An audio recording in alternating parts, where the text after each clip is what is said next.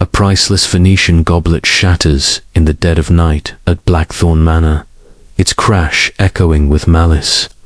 Was it an accident or a sinister warning? Hercule Poirot, the brilliant Belgian detective, arrives in fog-draped Devon to unravel a web of secrets. As debts, betrayals, and a hidden will surface, a chilling truth emerges. Someone laced Charles Ashford's wine with a sedative, masked by the goblet's destruction. The household loyal servants, a scorned heir, a secretive niece hides. Motives as tangled as the manor's shadows. Who struck the blow, and why? From muddy footprints to whispered conspiracies, Poirot's little grey cells chase a truth that threatens to unravel the Ashford legacy. Will he expose the culprit before another crime strikes, or will the manor's secrets remain buried in the fog forever? Chapter 1. The Invitation to Blackthorn Manor. The autumn of 1934 had draped England in a tapestry of russet and gold, and the air carried that crisp, anticipatory chill that heralds the turning of seasons. Hercule Poirot, the diminutive Belgian, detective with a moustache as precise as his methods, sat in his London flat at Whitehaven Mansions, savouring a tisane and the rare luxury of an untroubled morning. The fire crackled softly in the grate, and the morning's post, neatly sorted by his valet, George, lay on the polished mahogany table. Among the usual invitations and bills, a single envelope stood out, its heavy cream paper embossed with a crest that spoke of old wealth and older traditions. Poirot's keen eyes, sharp as ever despite the silver threading his temples, noted the elegant, if slightly unsteady, handwriting addressed to Monsieur Hercule Poirot. He slit the envelope. With a silver letter opener, his movements deliberate, almost ceremonial. The letter was from Lady Beatrice Ashford, mistress of Blackthorn Manor, a storied estate nestled in the misty hills of Devon. Poirot's lips curved slightly as he read, for the name Ashford was not unknown to him. It conjured tales of lineage and legacy whispered in the salons of London's elite. The letter, penned in ink that seemed to tremble with its writer's agitation, began with formal pleasantries, but swiftly turned to a matter of urgency. My dear Monsieur Poirot, I trust this letter finds you in good health and spirits. You will, I hope, forgive the presumption of one who has not had the pleasure of your acquaintance. But your reputation as a man of unparalleled insight precedes you. I write to you from Blackthorn Manor, where a most distressing incident has occurred, one that I cannot attribute to mere accident.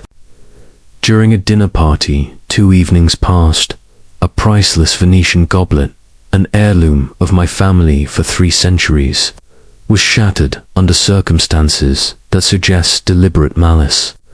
I implore you to lend your expertise to this matter, for I fear there is more at stake than a mere relic.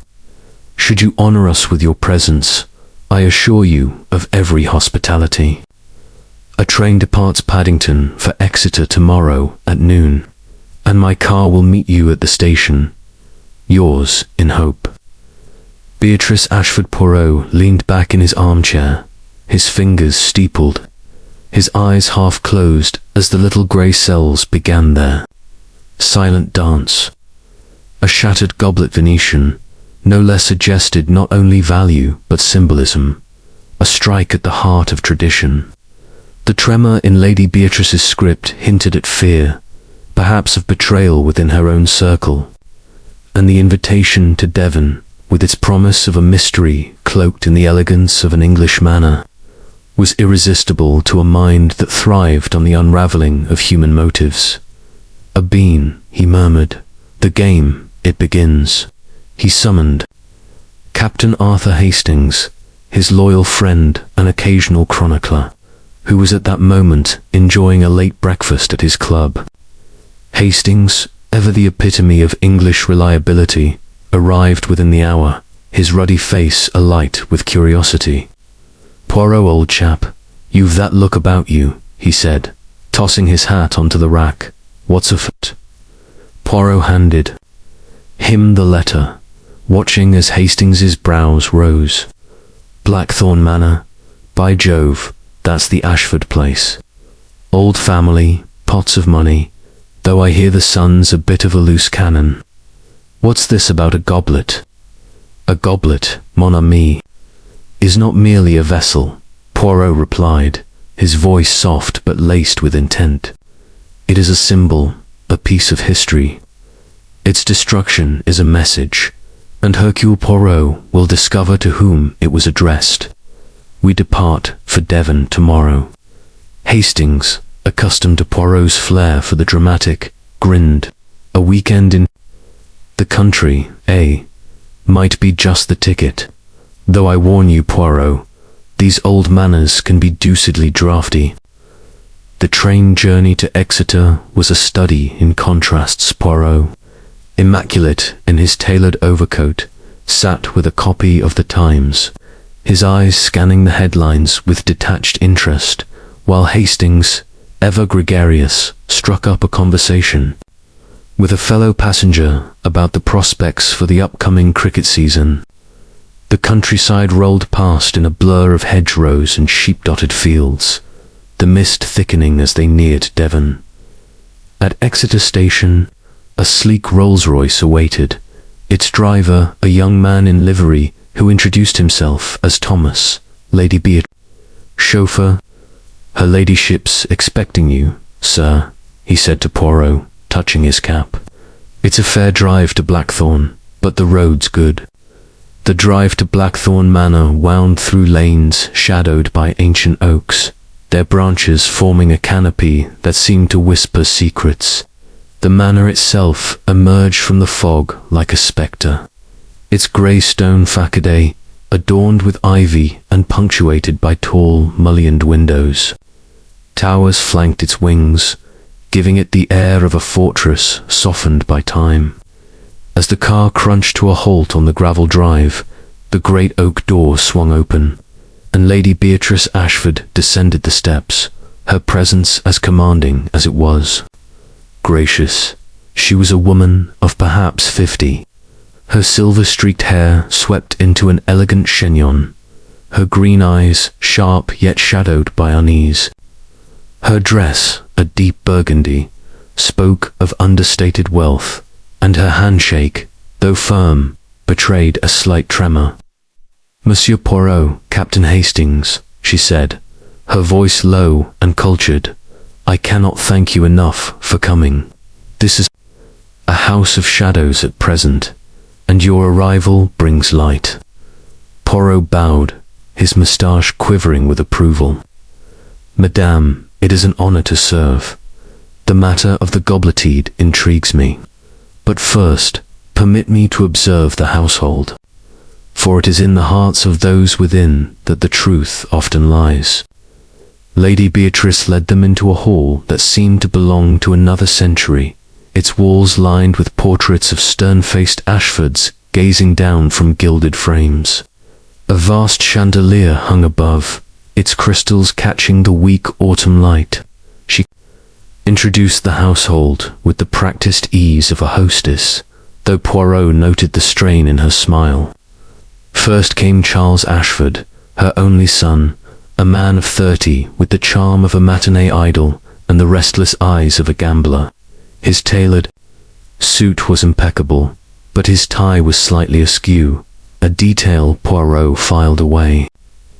"Monsieur Poirot," Charles said, shaking hands with a grin that did not reach his eyes. "Mother's told me of your reputation.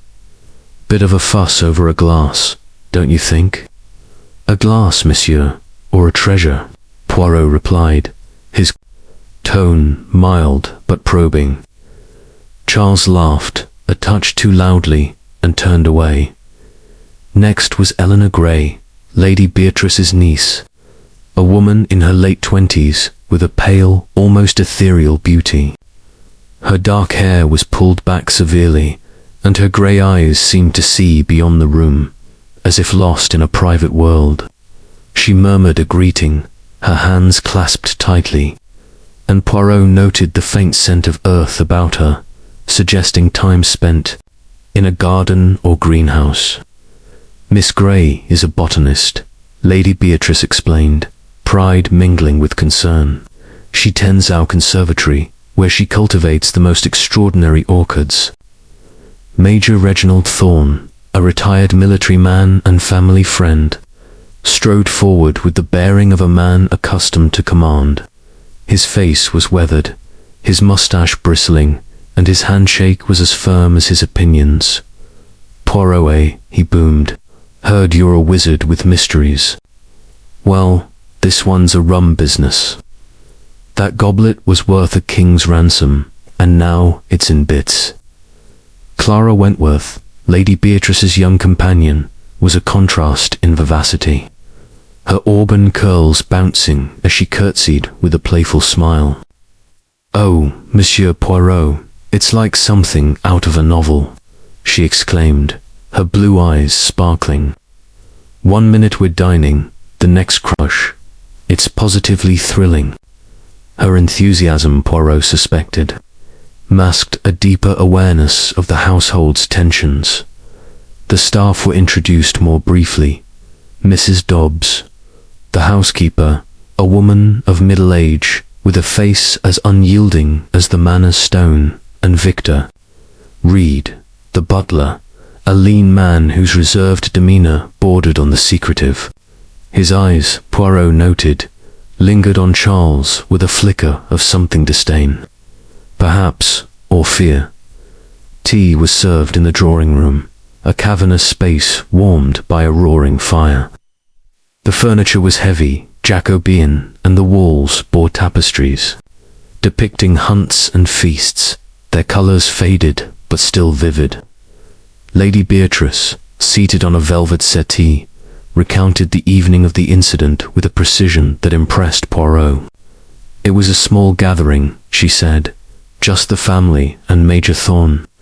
We dined at 8, and the conversation was lively, though not without its tensions. Charles and Major Thorne had a disagreement, something about a business venture, I believe. Then, just as dessert was served, there was a crash, and the goblet lay in pieces on the dining room floor. No one admitted to touching it, and yet her voice faltered. I cannot believe it was an accident, Monsieur Poirot. That goblet was a symbol of our heritage, a gift from a Venetian doge to my ancestor in 1652. Its loss is a wound to this house." Poirot sipped his tea, his eyes moving from face to face. Charles, lounging by the fireplace, seemed more interested in his cigarette than the conversation. Eleanor, seated near a window, gazed out at the fog-shrouded gardens. Major Thorne, polishing his spectacles, muttered about carelessness. Clara, perched on the edge of her chair, watched Lady Beatrice with an intensity that belied her earlier levity. Mrs. Dobbs, serving tea, moved with mechanical precision, while Victor, standing by the door, was a shadow in his black livery. "And where was each of you when the goblet fell?" Poirot asked, his voice gentle but insistent. Lady Beatrice hesitated. "I was at the head of the table, speaking with Clara. Charles had stepped out, perhaps to the library. Eleanor was in the conservatory, tending her plants. Major Thorne was at the table, as was I. Mrs. Dobbs and Victor were in the kitchen, I believe." Poirot nodded, his mind cataloguing the details. "And the gobletware, did it stand?" "On a sideboard near the table," Lady Beatrice replied. "It was always there during dinners, a reminder of our past. It was not in use, merely displayed." "Curious," Poirot murmured. "A thing of beauty, destroyed for no apparent reason. Yet reason there must be, for nothing is done without purpose." Hastings, Ever practical, ventured. Could it have been knocked over in the heat of the moment? An argument, a careless gesture. Poirot's eyes twinkled. Mon ami, you are fond of the simple explanation. But Hercule Poirot, he does not believe in accidents when the stakes are high. No, this was an act deliberate, and the motive it lies hidden in the hearts of those present. Lady Beatrice shivered, though the room was warm. You think someone in this house meant to harm us?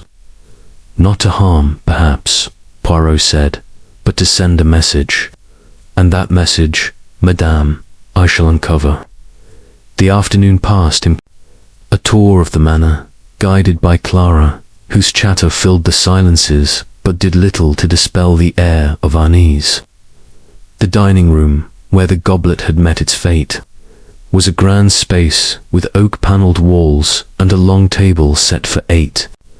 The sideboard, carved with intricate vines, bore the fragments of the Goblet, carefully gathered and placed under a glass dome like relics of a saint. Poirot examined them, noting the jagged edges and the intact base, which suggested a deliberate blow rather than a fall. The table itself held clues: a wine stain near one seat, a fork misplaced, a faint scratch on the polished surface. These are the footprints of the crime, Poirot said to Hastings, who looked puzzled. Footprints, but it's just a broken glass. Nan, mon ami. It is a canvas, and each mark is a stroke of the brush. See here the wine stain. It is near the seat of Monsieur Charles, yes, and the scratch perhaps from a ring or a knife. We shall see. They moved to the conservatory, a glass-domed sanctuary where Eleanor's orchids bloomed in riotous colour. The air was heavy with the scent of earth and flowers, and Poirot paused by a cluster of white blooms, their petals delicate as porcelain. Mademoiselle Grey, he said, turning to Eleanor, who had joined them, your orchids are magnificent. They require much care, I think. They do, she replied, her voice soft but guarded. They are my refuge, Monsieur Poirot. In plants, there is no deceit. Poirot's smile was enigmatic. Perhaps, but even in nature, there are secrets. As evening fell, the manor seemed to close in on itself, the fog pressing against the windows like an uninvited guest. Dinner was a formal affair, served by Victor and Mrs. Dobbs, whose silence was as heavy as the silver they carried. The conversation was strained, punctuated by Charles's forced laughter and Major Thorn's gruff anecdotes.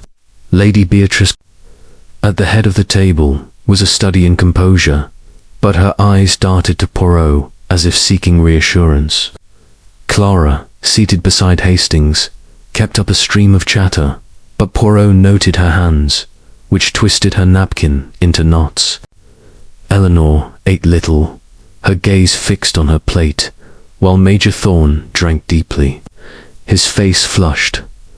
After dinner, Poirot retired to the library, a room of dark wood and leather-bound books, where he sat with a brandy and his thoughts. Hastings, joining him, remarked, "Queer lot, this bunch. Charles seems on edge, and that Eleanor, she's like a ghost. Do you really think there's more to this than a clumsy elbow?" Poirot swirled his brandy, the amber liquid catching the firelight. "Hastings, you see a broken goblet and think of elbows.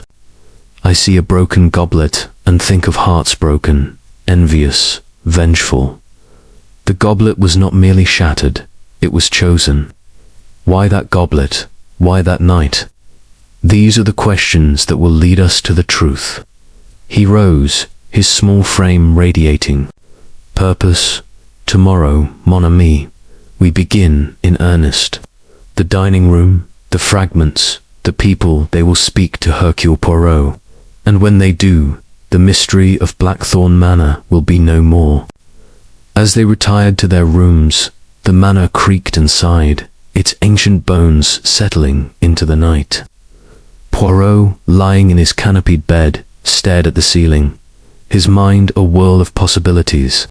The goblet, the argument, the wine stain, the scratch each was a thread in a tapestry of deceit.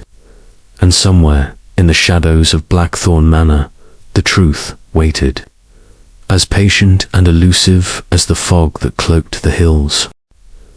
Chapter 2. The scene of the crime. The morning after their arrival at Blackthorn Manor. A pale sun struggled through the Devon mist, casting a feeble glow over the estate's sprawling lawns. Hercule Poirot, impeccably dressed in a charcoal suit, despite the early hour, stood at his bedroom window, his sharp eyes tracing the outlines of the fog-shrouded gardens. The air was heavy with the scent of damp earth, and the manor itself seemed to crouch under the weight of its secrets. Captain Hastings, roused by Poirot's insistent knock, joined him in the corridor, rubbing sleep from his eyes. "Good heavens, Poirot," he muttered, adjusting his tie. "It's barely dawn. What's the rush?" "The rush, mon ami," Poirot replied, his mustache twitching with purpose, "is the pursuit of truth.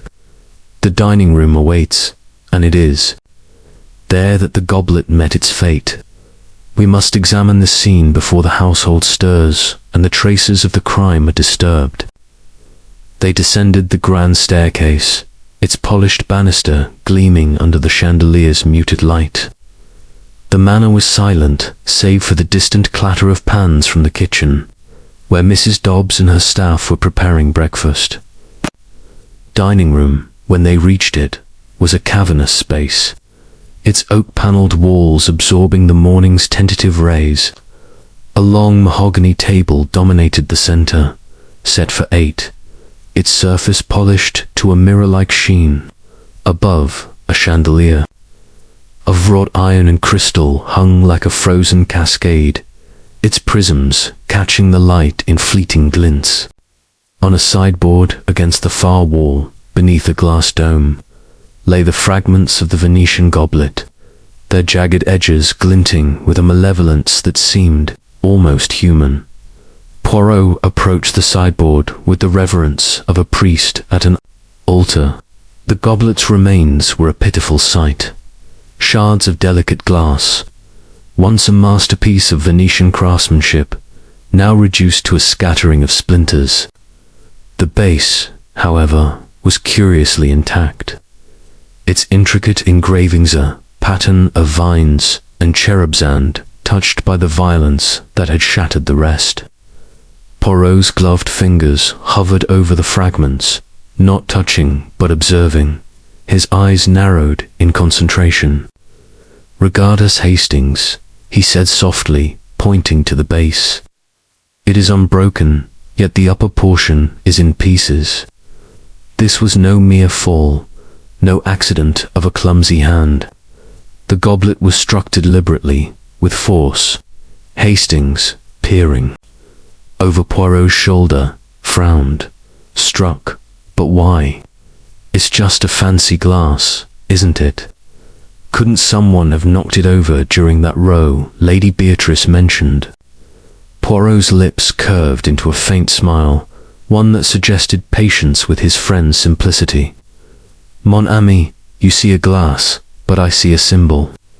This goblet was a treasure, a link to the Ashford legacy. Its destruction is a message, and we must read it. Come, let us examine the table." The dining table bore the ghosts of the fateful dinner. A faint wine stain, now faded to a dull purple, marred the cloth near one seat, which Poirot deduced was Charles Ashford's given Lady Beatrice's description of the seating. A silver fork lay askew, its tines slightly bent, as if dropped in haste. Near the head of the table, where Lady Beatrice had sat, a faint scratch scored the wood, barely visible but unmistakable to Poirot's meticulous eye. He knelt, his magnifying glass glinting as he studied the mark. "This scratch," he murmured. "It is fresh. Perhaps a ring, a knife, or something dragged in a moment of agitation. It is a clue, Hastings, a whisper of the truth." Hastings, scratching his head, ventured, "Could be nothing, Poirot.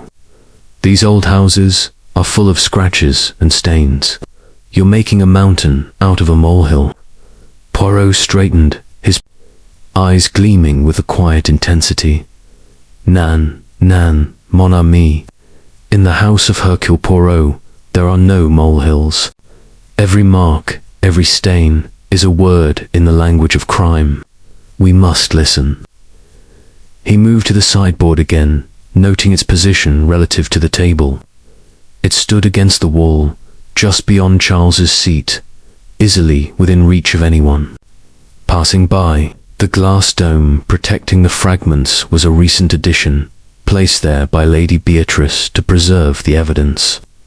Poirot lifted the dome, his movements precise, and examined the shards more closely.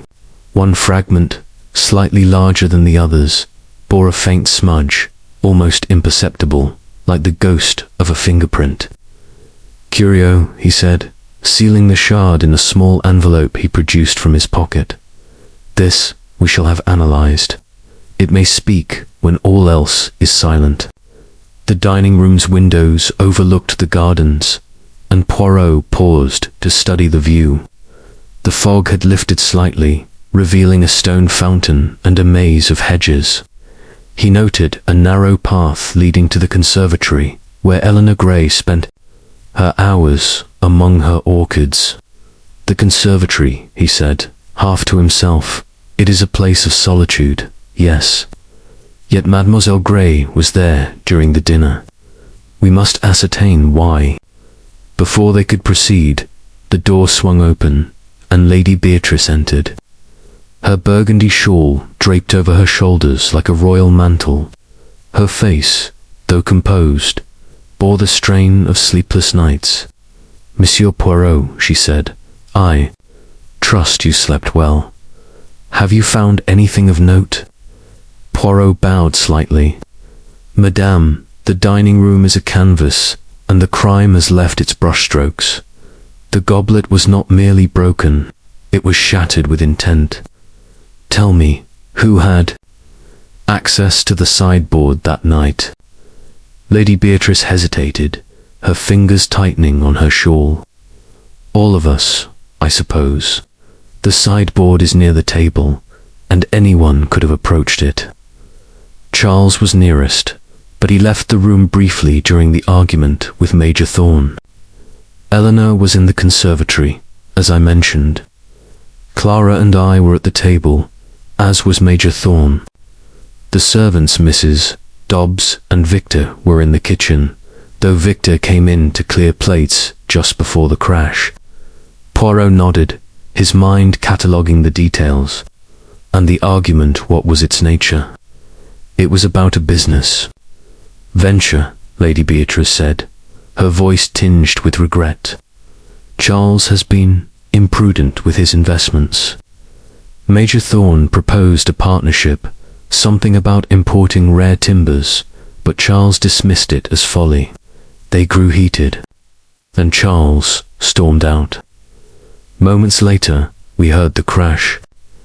"Moments later," Poirot repeated, his eyes narrowing. "And who was in the room at that precise moment?" Lady Beatrice thought for a moment. "Myself, Clara, and Major Thorn.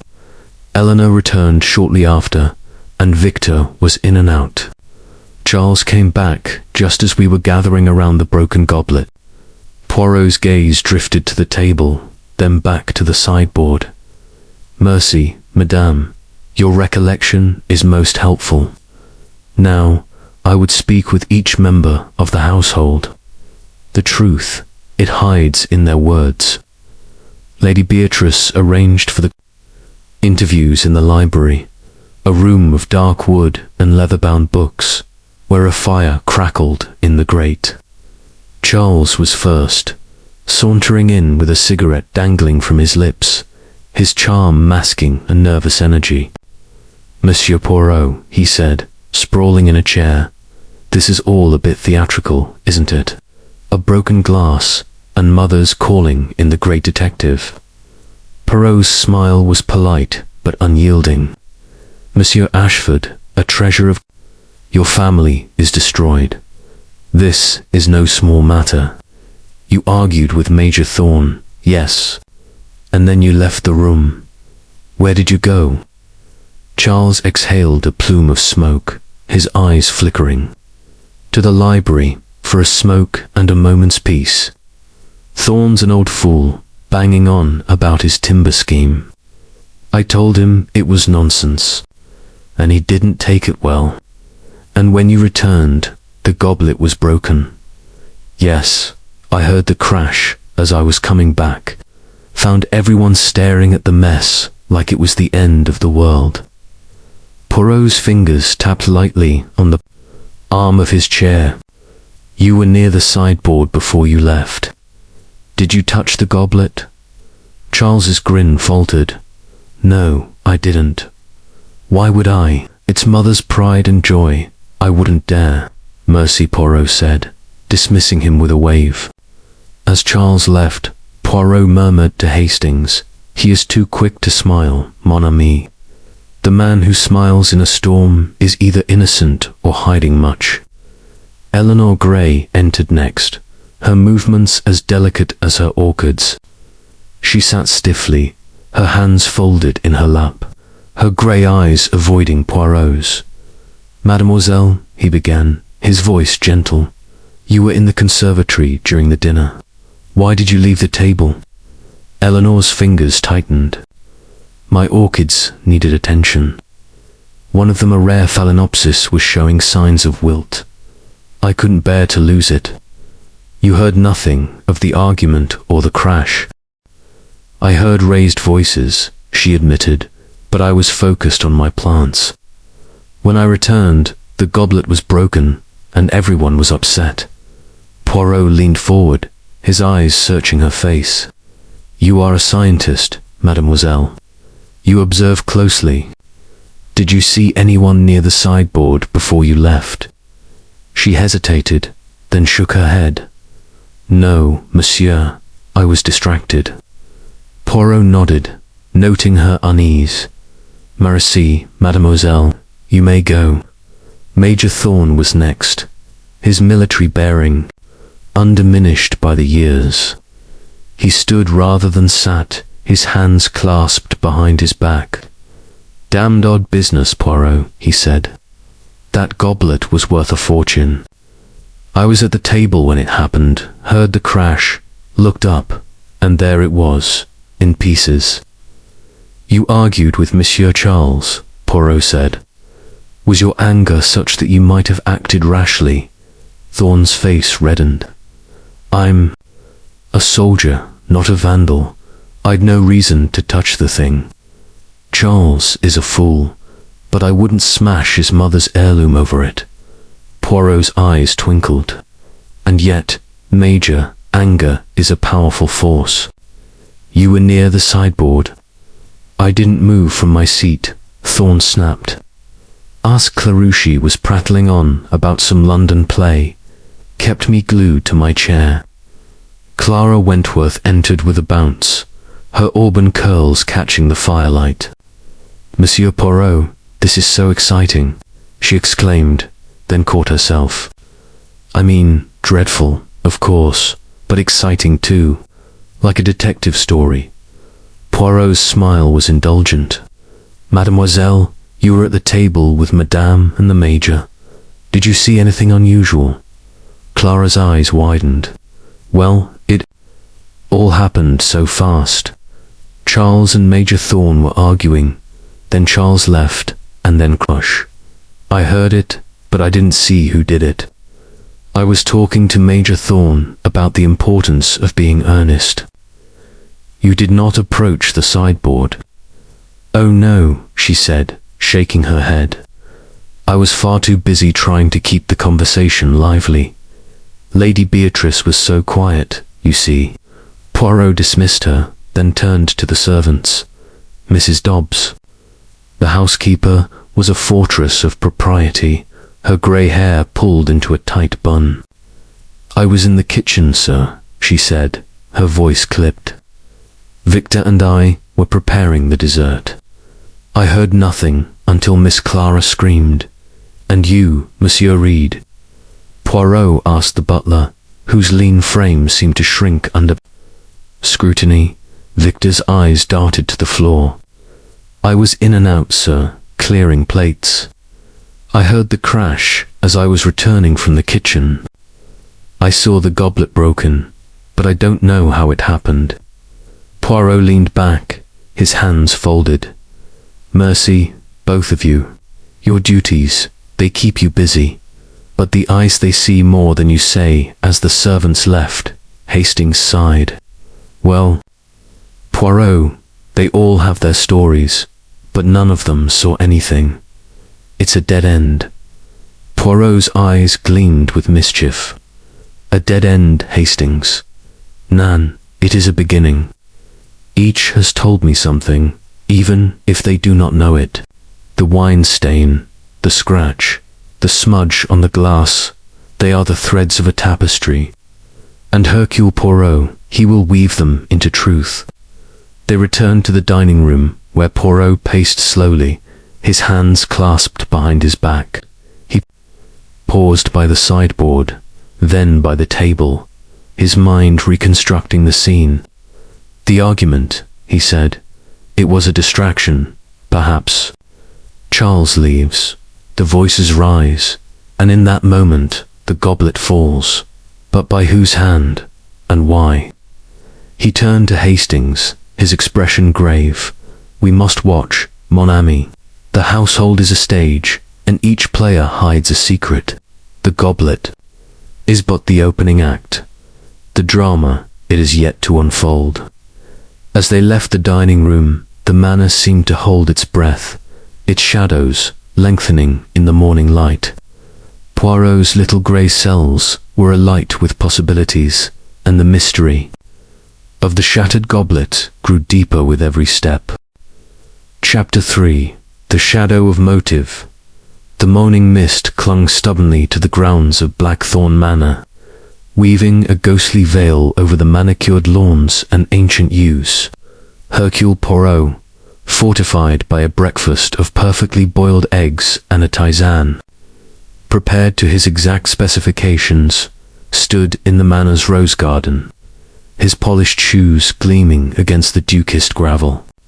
The air was sharp with the scent of late-blooming roses, their petals heavy with moisture, and Poirot's keen eyes surveyed the household's comings and goings with the precision of a watchmaker.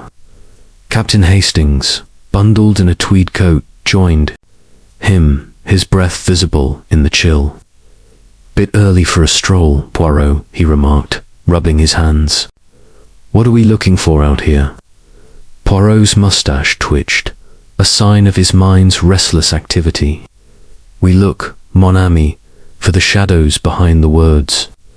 The goblet's destruction is not an isolated act, it is a thread in a tapestry of motives.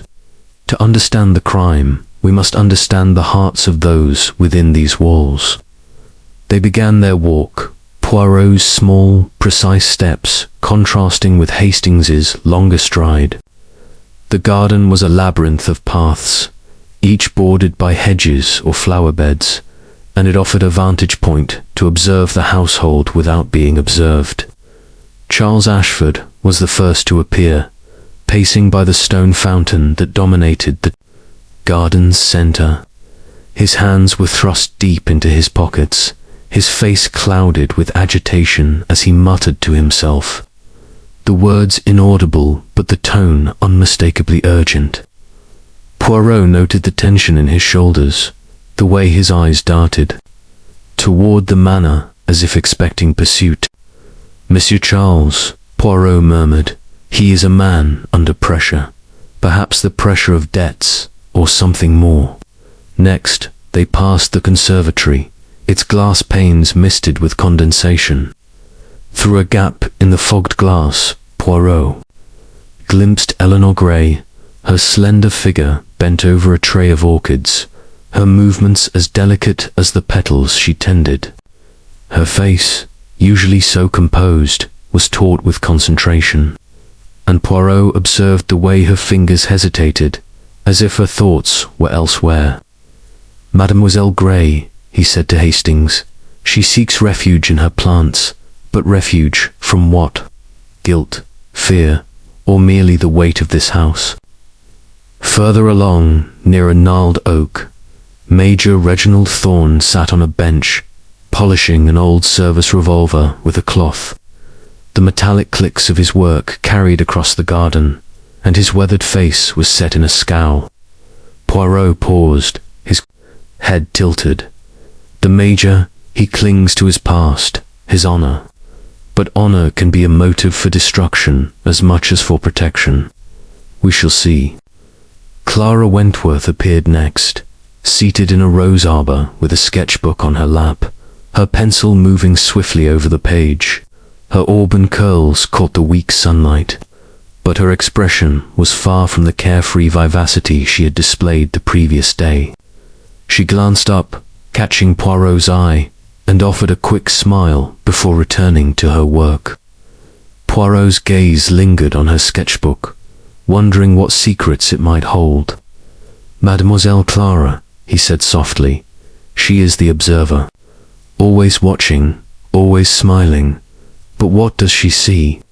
Their circuit complete, Poirot and Hastings returned to the manor, where Lady Beatrice awaited them in the morning room.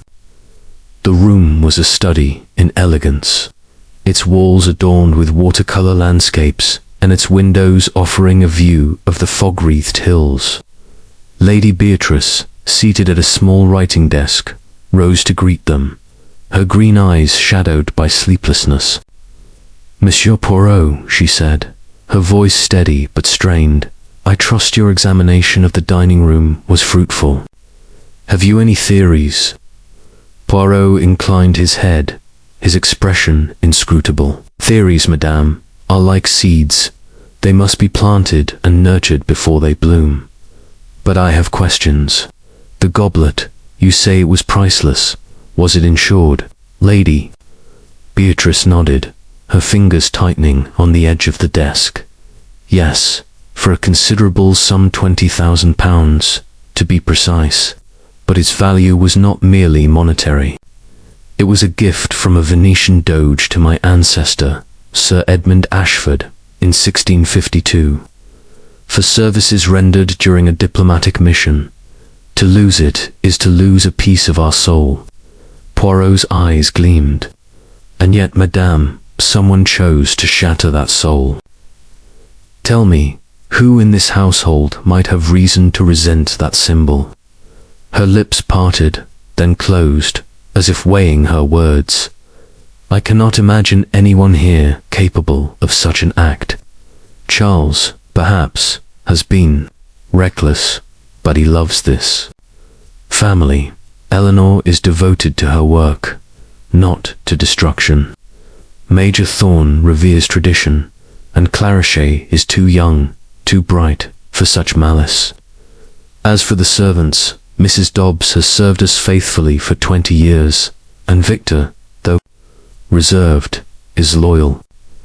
Poirot's smile was gentle but probing. "Loyalty, madame, can wear many faces. Permit me to speak with your household again, for it is in their contradictions that the truth will emerge." The interviews took place in the library, with its fire's warmth did little to dispel the chill of suspicion. Charles was first, his charm tempered by a wariness that Poirot noted immediately. Monsieur Ashford Poirot began, seating himself opposite the young man. "Your mother speaks of your recklessness. Are there debts, perhaps, that weigh upon you?" Charles's laugh was brittle, his fingers drumming on the arm of his chair. "Debts?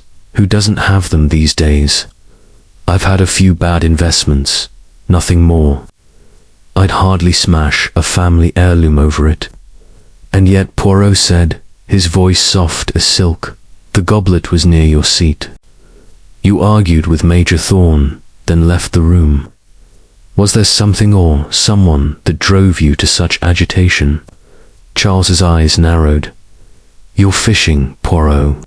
I told you, I was in the library. I didn't touch the blasted thing. Poirot dismissed him, his mind noting the young man's defensiveness. Eleanor Grey entered next, her grey eyes meeting Poirot's with a flicker of defiance.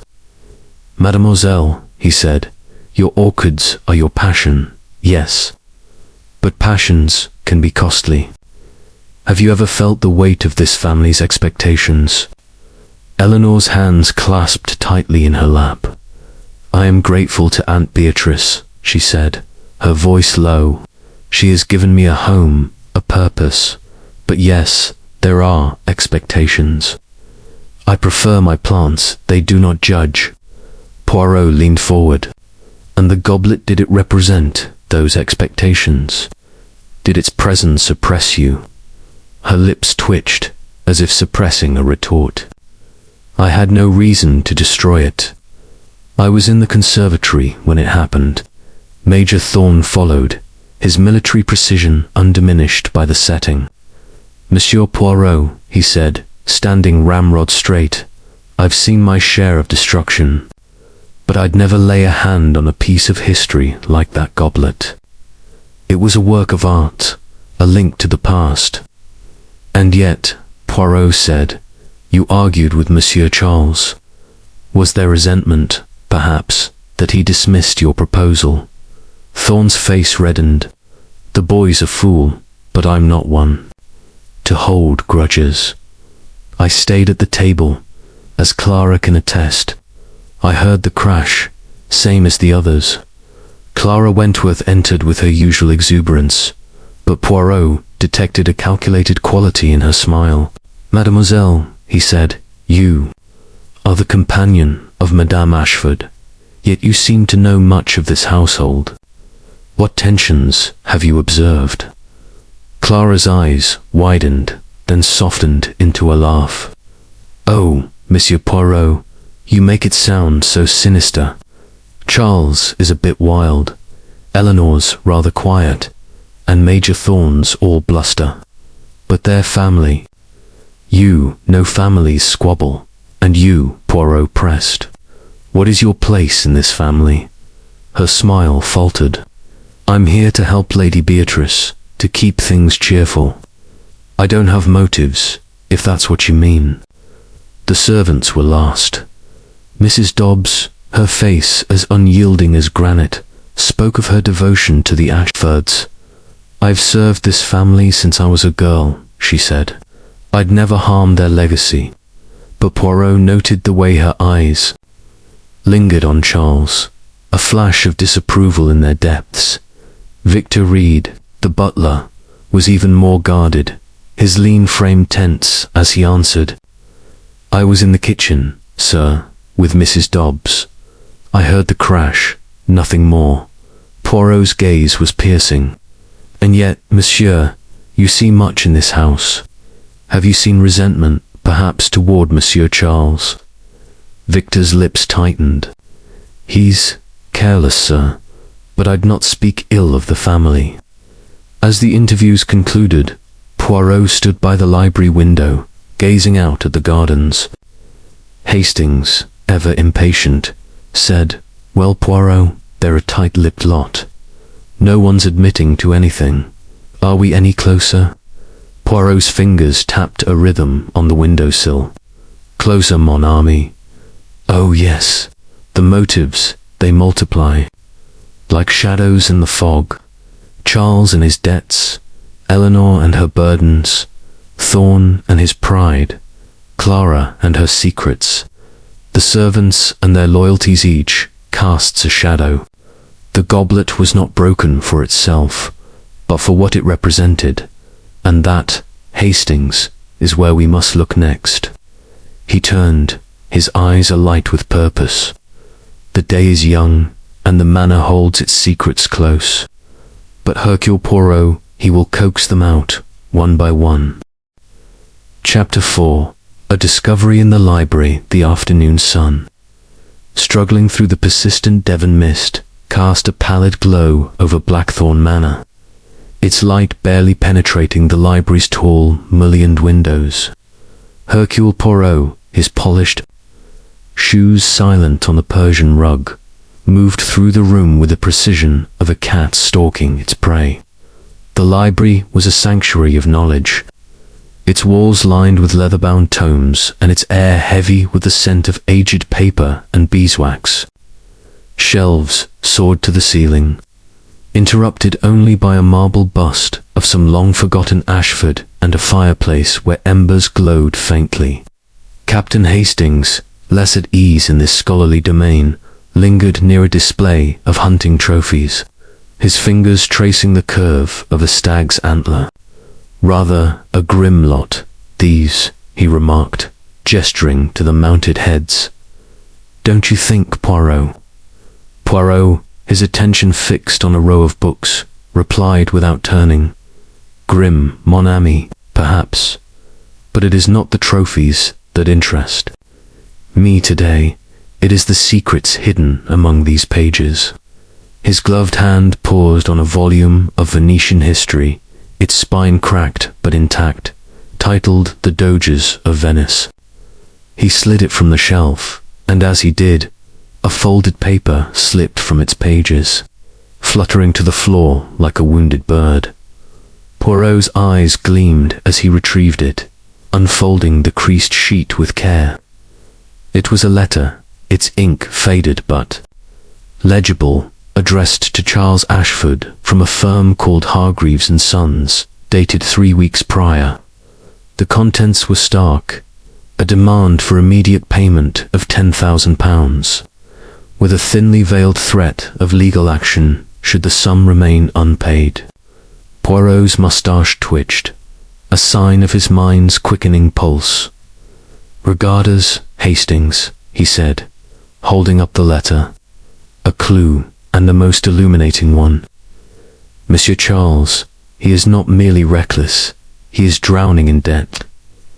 Hastings, peering over Poirot's shoulder, whistled softly. £10,000. That's a tidy sum. No wonder he's been so twitchy. But what's this got to do with the goblet? Poirot's smile was enigmatic. Everything, mon ami, and perhaps nothing. A man in debt is a man desperate, and desperation breeds actions unforeseen. But we must not leap to conclusions. The little grey cells, they demand more. He resumed his exploration, his eyes scanning the shelves with renewed intensity. Near the base of a bookcase, hidden by the shadow of an armchair, he spotted something glinting on the floor. Kneeling with a grace that belied his age, he retrieved a shard of glass, its edge jagged and its surface catching the light like a diamond. It was unmistakably a piece of the Venetian goblet, overlooked by the servants in their clean-up. Poirot turned it over in his gloved hands, noting a faint powdery residue clinging to its surface, almost invisible to the untrained eye. He murmured, producing another envelope from his pocket and sealing the shard within. "This powder, it is not dust. It is something else, something that may speak louder than words." Hastings, ever practical, frowned. Powder could be anything. Poirot talc, sugar, even some cleaning stuff from the servants. Poirot's eyes twinkled with amusement. Sugar, mon ami, in the library, on a shard of priceless glass. This is no confection.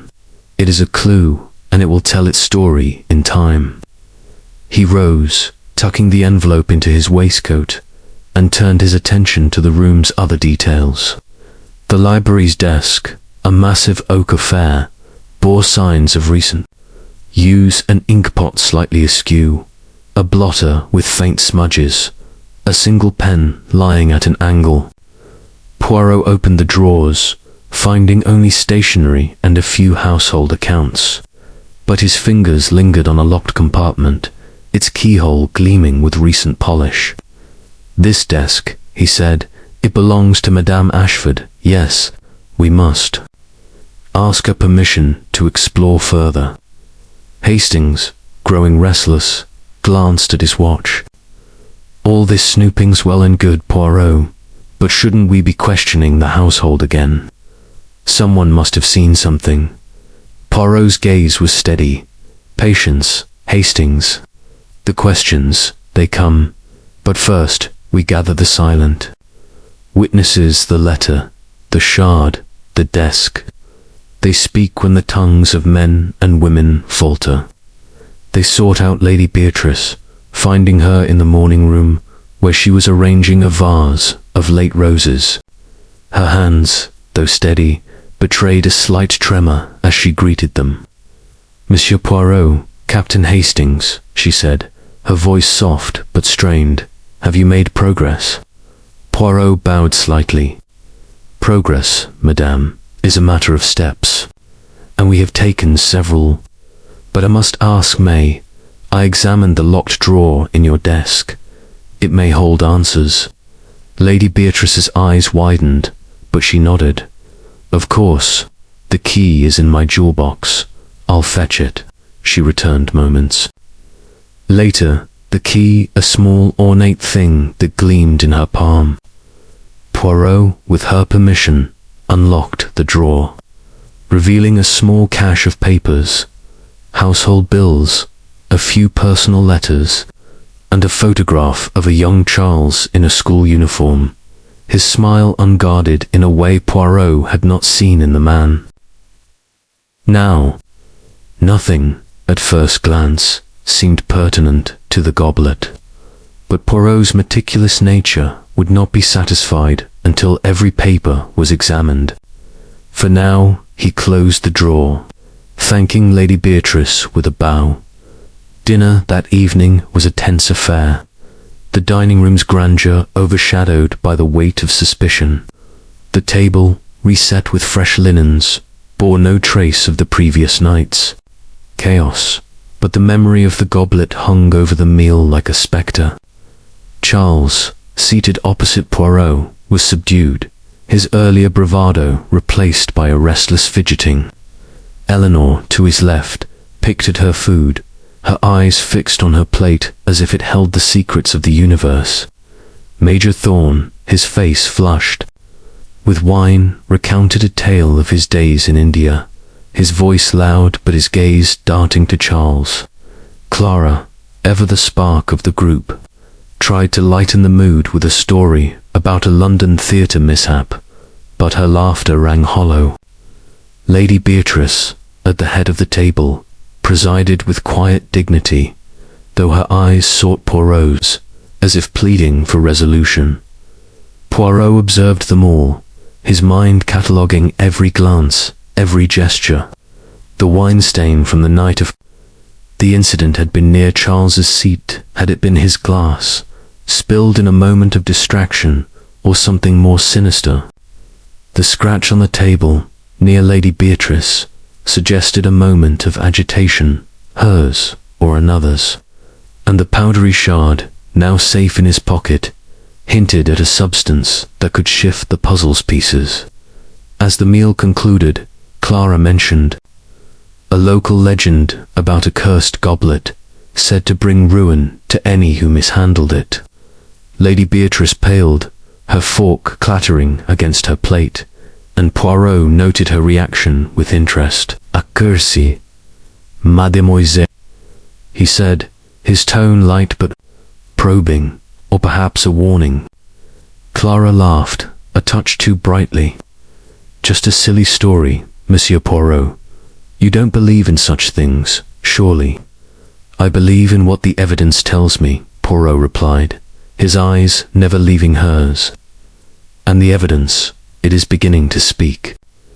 After dinner, Poirot retreated to the library once more, the letter and the shard weighing heavily in his thoughts. He sat by the fire, the Hargreaves letter open before him, its stark demands a window into Charles's troubles. The shard, with its mysterious powder, was another piece of the puzzle, one that required expert analysis. "Hastings," he said, as his friend joined him, "we must send this shard to my friend Dr. Merton in London. He is a chemist of great skill, and he will tell us what this powder is. It may be the key." Hastings, warming his hands by the fire, nodded. "Righto, Poirot. But what's your hunch? Was it Charles, driven by debts, or someone else, using the goblet to settle a score?" Poirot's fingers steepled, his eyes half closed. "A hunch, mon ami Hercule Poirot, does not deal in hunches. But I will say this. The goblet's destruction is a mask, hiding a deeper intent. The letter speaks of debt. The shard speaks of something more. Chemical, perhaps. We are dealing with a mind that plans, that calculates. And that mind is here, in this house." He rose, his small frame radiating purpose. "Tomorrow, we dig deeper. The desk, the gardens, the conservatory, they hold more secrets. And Hercule Poirot, he will find them." As they left the library, the manor's shadows seemed to deepen, the creak of its timbers a whispered challenge, the goblet's shards, the letter's threat, the powder's mystery. They were threads in a tapestry of deceit, and Poirot was determined to weave them into truth. Chapter 5. The midnight entry night had settled over Blackthorn Manor like a heavy velvet curtain, its silence broken only by the occasional creak of ancient timbers and the distant hoot of an owl. Hercule Poirot, clad in a silk dressing gown of impeccable cut, sat in his guest room, the glow of a single lamp casting soft shadows across the ornate wallpaper. His notebook lay open on the table, its pages filled with neat, precise script detailing the day's discoveries, the creditor's letter, the powdery shard, the scratch on the dining table. Each was a piece of the puzzle, but the picture remained elusive. Captain Hastings, in the adjoining room, had retired with a muttered complaint about the manor's drafts, leaving Poirot to his thoughts. As the clock struck midnight, a piercing scream shattered the stillness, echoing through the manor's corridors. Poirot was on his feet in an instant, his slippers silent on the polished floor as he seized his cane and stepped into the hallway. Hastings, bleary-eyed but alert, emerged moments later, his pajamas slightly askew. "Good Lord, Poirot, what was that?" he whispered, his voice taut with alarm. "Quickly, mon ami," Poirot replied, his eyes gleaming in the dim light. "The night, it seems, has something to reveal." They followed the sound to the main staircase, where Clara Wentworth stood trembling, her auburn curls loose and her face pale as moonlight. She clutched a shawl around her shoulders, her eyes wide with fear. "Monsieur Poirot," she gasped, pointing toward the conservatory. "I saw a figure, moving in the shadows near the glass house. It wasn't one of us, I'm sure of it." Poirot's calm was unshaken, his voice soothing but firm. "Calm yourself, mademoiselle. Describe this figure. Was it tall, short, cloaked, perhaps?" Clara's hands twisted the shawl. "It was dark, and the fog was thick, but I saw a shape tall, I think, moving quickly toward the conservatory. I couldn't see a face. I was coming from the kitchen for a glass of water when I saw it through the window." Poirot nodded, his mind already racing. "Hastings, fetch a lantern. We must investigate at once." Armed with a lantern from the hall, they made their way to the conservatory, its glass walls looming like a crystal palace in the fog. The door was slightly ajar, a detail that set Poirot's moustache twitching. Inside, the air was humid, heavy with the scent of earth and orchids. Eleanor Grey's plants stood in orderly rows, their delicate blooms ghostly in the lantern's glow. Poirot moved carefully, his eyes scanning the floor. Near a bed of white phalaenopsis, he found what he sought, a series of muddy footprints, irregular and smudged, leading from the door to the orchid beds and back again. They were too indistinct to identify a specific shoe, but their presence was undeniable. An intruder, indeed, Poirot murmured, kneeling to examine the prints. But are they truly from outside, or is this a masquerade within the household? Hastings, holding the lantern aloft, frowned. Could be a poacher, or some local lad up to mischief. These country estates attract all sorts, don't they? Poirot's smile was faint. Perhaps, mon ami, but mischief does not lurk so close to a house of secrets. These prints, they are deliberate, meant to be seen. We must learn whose feet made them. They returned to the manor, where Clara, now joined by Lady Beatrice, awaited in the hall. Lady Beatrice's face was drawn, her hands clasped tightly. Monsieur Poirot, is it true, an intruder on the grounds? It appears so, madame, Poirot said, his tone measured. But appearances, they can deceive. I must speak with Mademoiselle Grey, for the footprints lead to her domain. Eleanor was summoned, her dark hair pulled back, her grey eyes wary as she entered the hall in a dressing gown. Monsieur Poirot, she said, her voice steady but low. Clara says there was someone in the conservatory. I was there earlier, tending my orchids, but I saw no one. Poirot's gaze was piercing. And what time, mademoiselle, were you in the conservatory? Until about 11, she replied. I was checking the humidity for my philopsis. They're delicate, you see, and you heard nothing, saw nothing, after you left. She shook her head. I went straight to bed. The conservatory was locked when I left. Poirot's eyes narrowed. Locked, you say?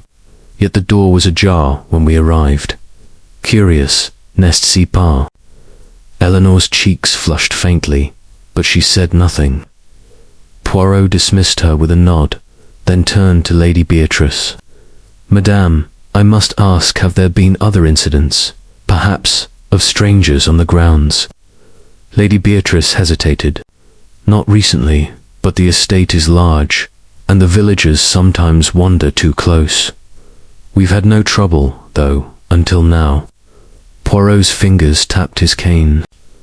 Mercy, I suggest you all return to your beds. The night has given us a clue, and Hercule Poirot will make use of it. Back in his room, Poirot examined the footprints in his mind's eye, their smudged edges suggesting haste or deliberate obfuscation. He opened his notebook, adding a sketch of the conservatory's layout and the path of the prints. Hastings, he said, as his friend lingered by the door, these prints are a message, but to whom? An intruder or a member of the household playing a part? We must compare them to the shoes of all here. The next morning, Poirot sent the glass shard with its powdery residue to Dr. Merton in London, enclosing a note requesting urgent analysis. He then gathered the household's shoes, a task met with raised eyebrows, but compliance. Charles's polished brogues, Eleanor's sensible boots, Major Thorne's heavy military shoes, Clara's delicate slippers, and the servant's sturdy footwear were examined, but none matched the indistinct prints. A stranger, then, Hastings ventured, or someone clever enough to wear different shoes. Poirot's eyes gleamed. Clever, mon ami, is the word. This is no random act. The goblet, the prints, they are part of a pattern. He interviewed Victor Reed again, finding the butler in the pantry, polishing silver with a focus that bordered on obsession. Monsieur Reed, Poirot began, you are a man who sees much in this house. Have you heard of Monsieur Charles's debts?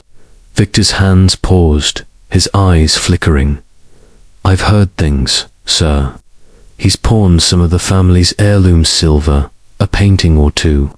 It's not my place to speak of it, and yet you do, Poirot said, his voice soft but insistent. Did you see him near the conservatory last night? No, sir. I was in my quarters after 10, but I heard Miss Clara's scream. Poirot nodded, dismissing him. As Victor left, Mrs. Dobbs entered, her face stern. Overhearing Poirot's question, she muttered, "Master Charles is a disgrace to the Ashfords. Pawning heirlooms. Her ladyship deserves better." Poirot's smile was faint. Loyalty, Madame Dobbs, is a powerful force, but it can blind as well as bind. Alone with Hastings, Poirot paced the library, his mind a whirl of connections. The creditor's letter, the powdery shard, the muddy footprints. They were threads in a tapestry, but the design was still unclear. The intruder, he said, is either a phantom or a player in this drama. The conservatory, it is no coincidence. Mademoiselle Grey's orchids, they hold a secret, perhaps. Hastings yawned, stifling it with a hand. You're seeing secrets everywhere, Poirot. Maybe Clara just saw a shadow and got spooked. Poirot's eyes twinkled. A shadow, mon ami, perhaps, but shadows are cast by something real, and Hercule. Poirot, he will find it. As the manor stirred with the morning's routines, Poirot's resolve hardened. The midnight intruder, whether real or staged, had added a new layer to the mystery of the shattered goblet. The truth, he knew, was close, lurking in the shadows of Blackthorn Manor, waiting for his little grey cells to coax it into the light. Chapter 6. The chemist's report. The morning sun, though still veiled by the persistent Devon mist, cast a soft, diffused light through the windows of Blackthorn Manor, lending the house an air of reluctant awakening.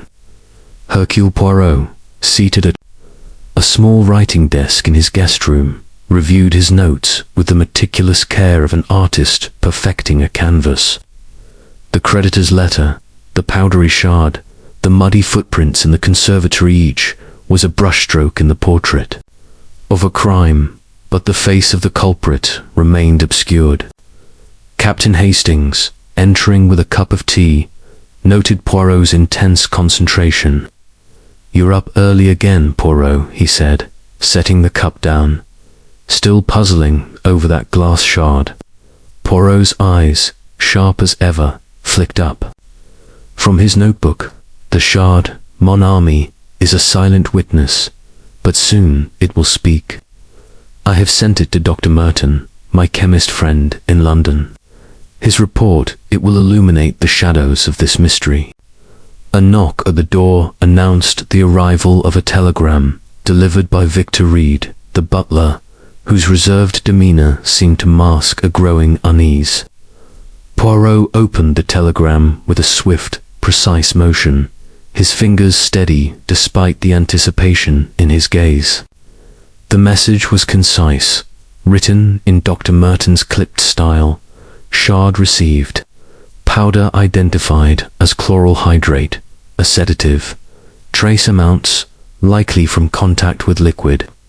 Potentially toxic in higher doses. Full report to follow. Moustache twitched, a sign of his mind's quickening pulse. Chloral hydrate, he murmured, handing the telegram to Hastings. A sedative, mon ami, often used for sleep, but dangerous in excess. This is no accident, no mere dusting of sugar. As you once suggested, Hastings's brows rose as he read the telegram. Good heavens, Poirot. You mean someone was trying to drug someone, but who and why on the goblet?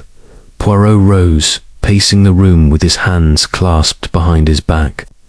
The goblet, Hastings, was not the target, it was the casualty. The powder, it suggests, a plan interrupted. Recall the wine stain near Monsieur Charles's seat. Perhaps the sedative was in his glass, and the goblet's destruction was a distraction, a cover for a graver intent. Hastings frowned, his practical mind grappling with the implications. You're saying someone tried to poison Charles? That's a bit of a leap, isn't it? Couldn't the powder have gotten on the goblet some other way? Poirot's smile was patient but firm. A leap, perhaps, but not a fall. The little grey cells, they see the pattern. The wine stain, the scratch, the shard with chloral hydrate. They are notes in a symphony of deceit. We must play the next movement. Determined to test his theory, Poirot sought out Charles Ashford, finding him in the billiard room, idly knocking balls across the green baize. Charles's charm was dimmed this morning, his eyes shadowed by sleeplessness or worry. Monsieur Ashford, Poirot began, his voice gentle but probing, on the night of the goblet's destruction, did you feel unwell? A drowsiness, perhaps, or a heaviness of the limbs? Charles paused, his cue resting on the table, his expression wary, drowsy. I suppose I was a bit off-tired, from the argument with Thorn. Drank a bit too much wine, maybe. Why do you ask? Poirot's eyes narrowed. A hypothesis, monsieur. The wine near your sea tit may have held more than grapes. Tell me, did you notice anything unusual about your glass that night? Charles's fingers tightened on the cue, his knuckles whitening. Unusual? No, it was just wine. Look, Poirot, I don't know what you're getting at, but I didn't touch that goblet, and I wasn't poisoned, if that's what you're thinking. Poirot nodded, dismissing him with a wave. Merci, monsieur. Your words, they are noted. As Charles left, Poirot turned to Hastings. He denies, but his eyes betray him. He felt something that night, I am certain. The chloral hydrated was meant for him, but the plan went awry. Their next stop was the dining room, where retraced the scene of the crime. The table, now pristine, offered no new clues, but Poirot lingered by the sideboard, his mind reconstructing the fateful evening. The goblet stood here, he said, gesturing to the spot. Charles's seat was there, close enough to reach. The wine stain suggests a spill perhaps, in a moment of confusion, when the sedative took effect, or when the goblet was struck to divert attention. Hastings, ever skeptical, rubbed his chin. It's a theory, Poirot, but we've no proof. Anyone could have spilled that wine, and the powder could have come from anywhere. Poirot's gaze was steady. Proof, mon ami, is what we seek, and we shall find it in the hearts and habits of this household. He summoned the household to the drawing room, a grand space with velvet drapes and a roaring fire. Lady Beatrice, seated on a settee, looked pale but composed, her hands folded in her lap. Eleanor Grey stood by a window, her grey eyes distant. Major Thorn, his face flushed, gripped a glass of brandy. Clara Wentworth, perched on a chair, watched Poirot with a mix of curiosity and unease. Mrs. Dobbs and Victor Reed stood at the back, their faces impassive but their eyes alert. Poirot stood before the fireplace, his small frame commanding the room.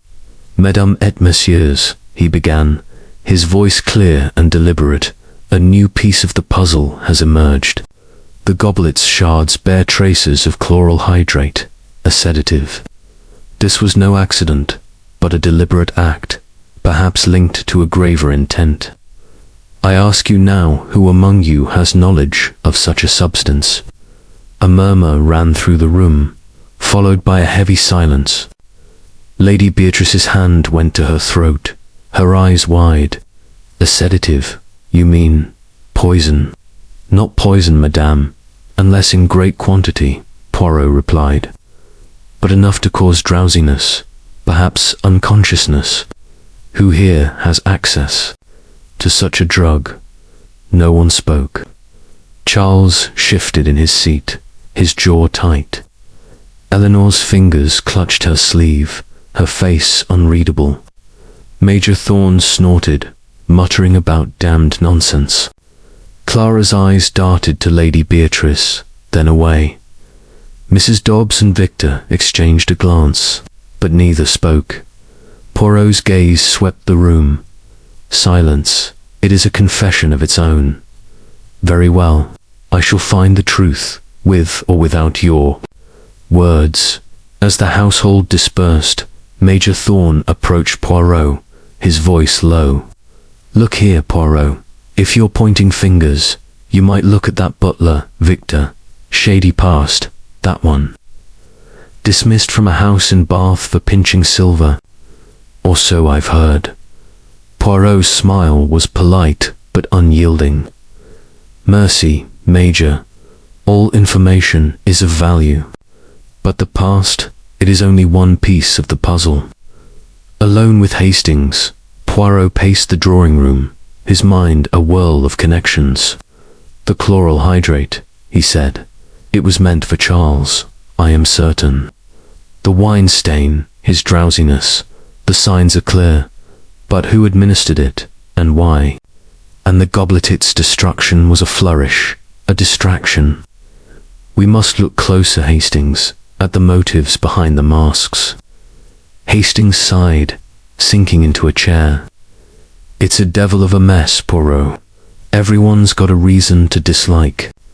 Charles's debts, his attitude, but drugging him, that's a step too far. Poirot's eyes gleamed. A step, yes, but one taken with purpose. The chemist's report has opened a door, mon ami. Now, we must step through it. He sent a telegram to Dr. Merton, requesting further details on the concentration of the sedative, then turned his attention to the conservatory, where Eleanor's orchids might hold another clue. The manor, with its secrets and shadows, was a stage, and Poirot was determined to unmask the players before the final act. Chapter 7. The hidden Wilther afternoon light filtered through the heavy drapes of Blackthorn Manor, casting a muted glow over the study where Hercule Poirot stood, his gloved hands clasped behind his back. The room was a haven of order, its walls lined with bookshelves, a mahogany desk at its center, and a single window overlooking the fog-draped gardens.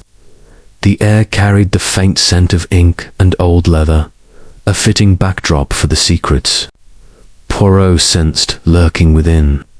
Captain Hastings, ever the faithful shadow, stood by the fireplace, his brow furrowed as he watched Poirot's meticulous movements. "You've got that look, Poirot," he said, his voice tinged with curiosity. "What's brewing in those grey cells of yours?" Poirot's moustache twitched, a sign of his mind's restless activity. "The brewing, mon ami, is the truth, simmering beneath the surface. The chemist's report has given us chloral hydrate, a sedative meant for Monsieur Charles. The goblet, it was a distraction. But why? The answer lies in the motives of this house, and I suspect the study of Madame Ashford holds a key." He approached the desk, its surface polished to a mirror-like sheen, save for a few faint smudges that suggested recent use. Poirot's eyes lingered on the locked drawer he had noted earlier, its keyhole gleaming with a promise of revelation.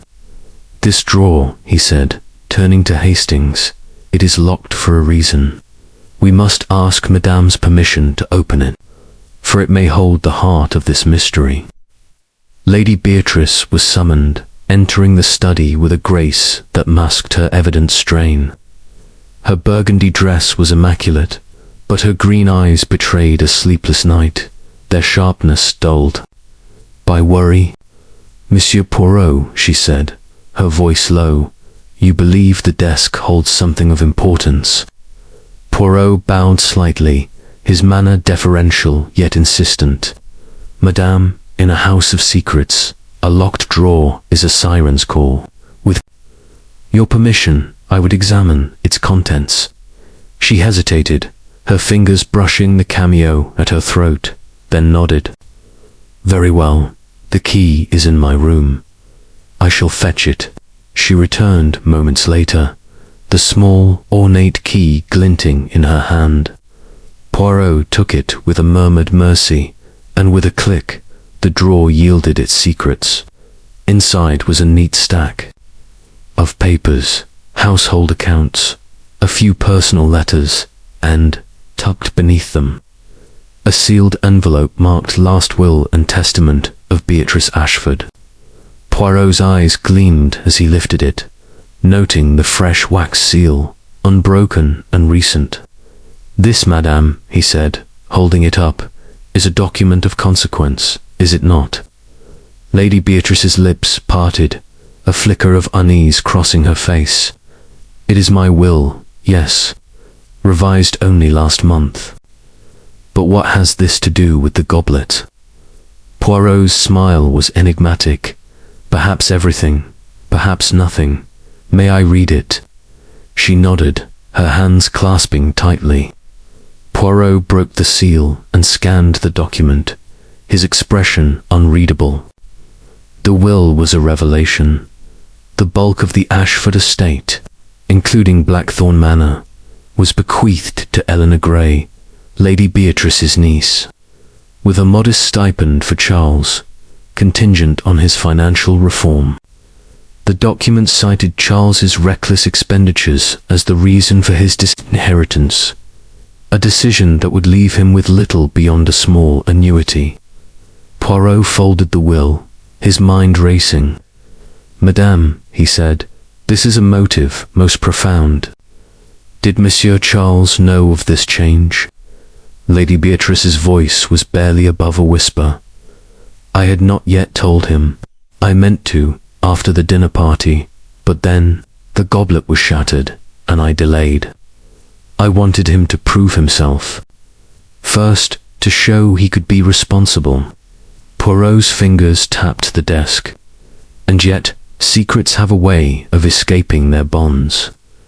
Someone, perhaps, discovered this will. The goblet's destruction, it may be a strike against you, madame, or against the new heir. Hastings, who had been silent, let out a low whistle. By Jove, Poirot, that's a bombshell. If Charles knew he was cut out, he might have lashed, outsmashed the goblet to spite his mother. Poirot's gaze was steady. A possibility, mon ami, but Charles is not the only one affected. Mademoiselle Eleanor, she gains much. And others, Major Thorn, Mademoiselle Clara, even the servants may have their own resentments. We must tread carefully. They left the study, the will's weight lingering in Poirot's thoughts. As they passed the drawing room, he noticed Charles's absence, a detail that sharpened his focus. Hastings, he said, we must find Monsieur Charles. His reaction to this news, it will tell us much. Charles was in the garden, smoking by the fountain, his face a mask of agitation. Poirot approached, his voice gentle but probing. Monsieur Ashford, a word. Your mother's will, it has been revised. You are no longer the primary heir. Were you aware? Charles's cigarette fell from his lips, his eyes wide with shock. What? No, that's impossible. Mother wouldn't. He stopped, his jaw tightening. She's giving it to Eleanor, isn't she? After all I've done for this family. Poirot's eyes narrowed. And what have you done, monsieur? Pawned heirlooms, accrued debts. The will, it speaks of your recklessness. Charles's face flushed, his hands balling into fists. I didn't know, I swear. And I didn't touch that damned goblet. You're barking up the wrong tree, Poirot. Poirot dismissed him with a nod, turning to Hastings. He claims ignorance, but his anger is real. Either he is a fine actor, or he truly did not know. We must watch him closely. That evening, as the household gathered for dinner, Poirot's senses were alert. The dining room, its chandelier casting flickering shadows, seemed to pulse with unspoken tensions. Lady Beatrice, at the head of the table, was subdued, her eyes avoiding Charles. Eleanor, seated beside her, ate sparingly, her fingers toying with a necklace. Gift from Lady Beatrice, Poirot recalled. Major Thorn, his brandy glass never far from his lips, spoke loudly of military campaigns, his bluster a thin veil for discomfort. Clara, ever the bright spark, chattered about a London art exhibit, but her eyes darted to Charles, then to Poirot. As if gauging their thoughts, his dessert was served. Poirot caught a movement at the edge of his vision. Clara, slipping. A folded note under Charles's door as they passed through the hall after dinner. Seizing the moment, Poirot retrieved it with a swift, silent motion, unfolding it in the privacy of the library. The note, in Clara's looping hand, read, "Meet me at midnight. We must act." Poirot's moustache twitched, his mind alight with possibilities. A conspiracy, perhaps, he murmured to Hastings, who had followed him. Mademoiselle Clara is more than a companion, it seems. Hastings's eyes widened. Act. What's she planning with Charles? Do you think they're behind the goblet? Poirot's smile was faint. Not yet, mon ami. The note is a thread, but the tapestry is incomplete. We must observe this midnight meeting.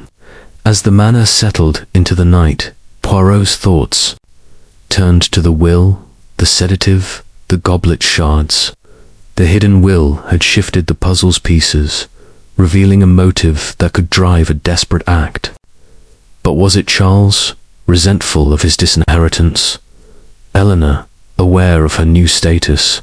Or another, using the goblet's destruction to mask a deeper scheme?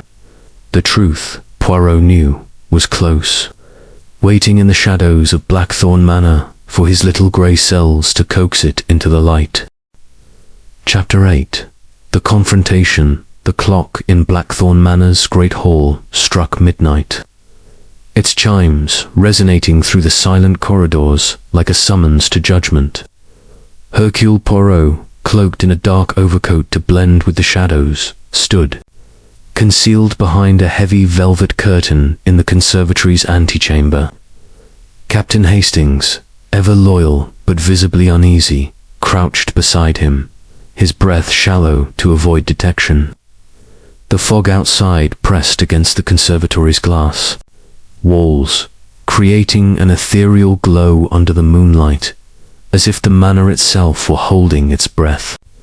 Poirot's eyes, sharp and unyielding, were fixed on the glass door leading to Eleanor Grey's orchid beds, where Clara Wentworth's cryptic note had instructed Charles Ashford to meet her.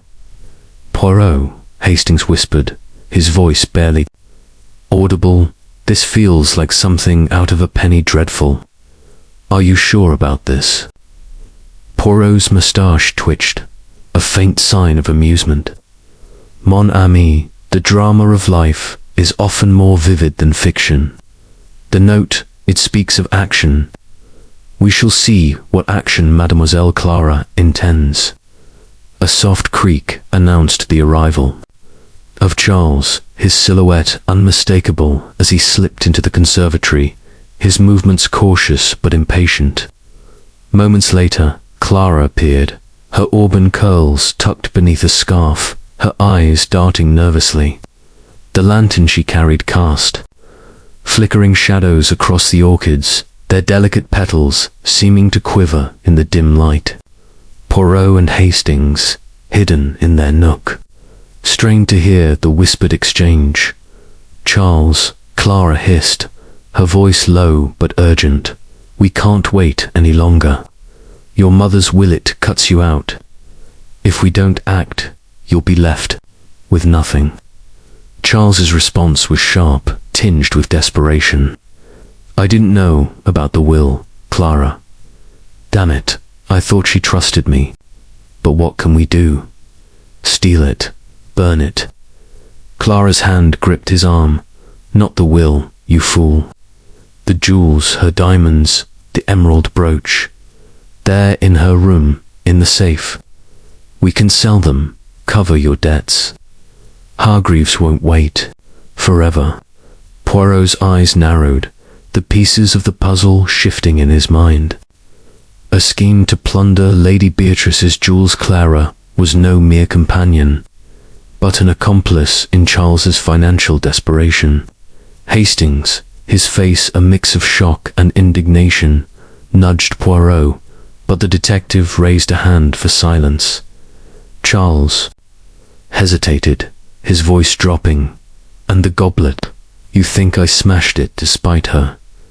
I didn't, Clara. I swear it. Clara's laugh was brittle. I don't care about the goblet. It's a distraction, nothing more.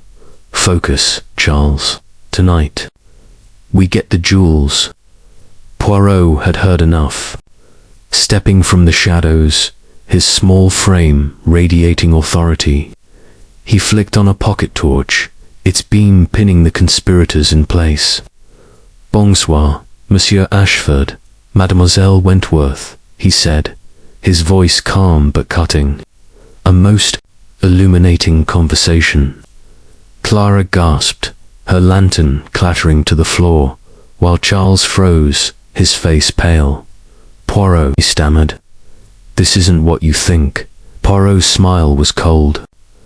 What I think, monsieur, is that you and Mademoiselle Clara have plans most unsavory.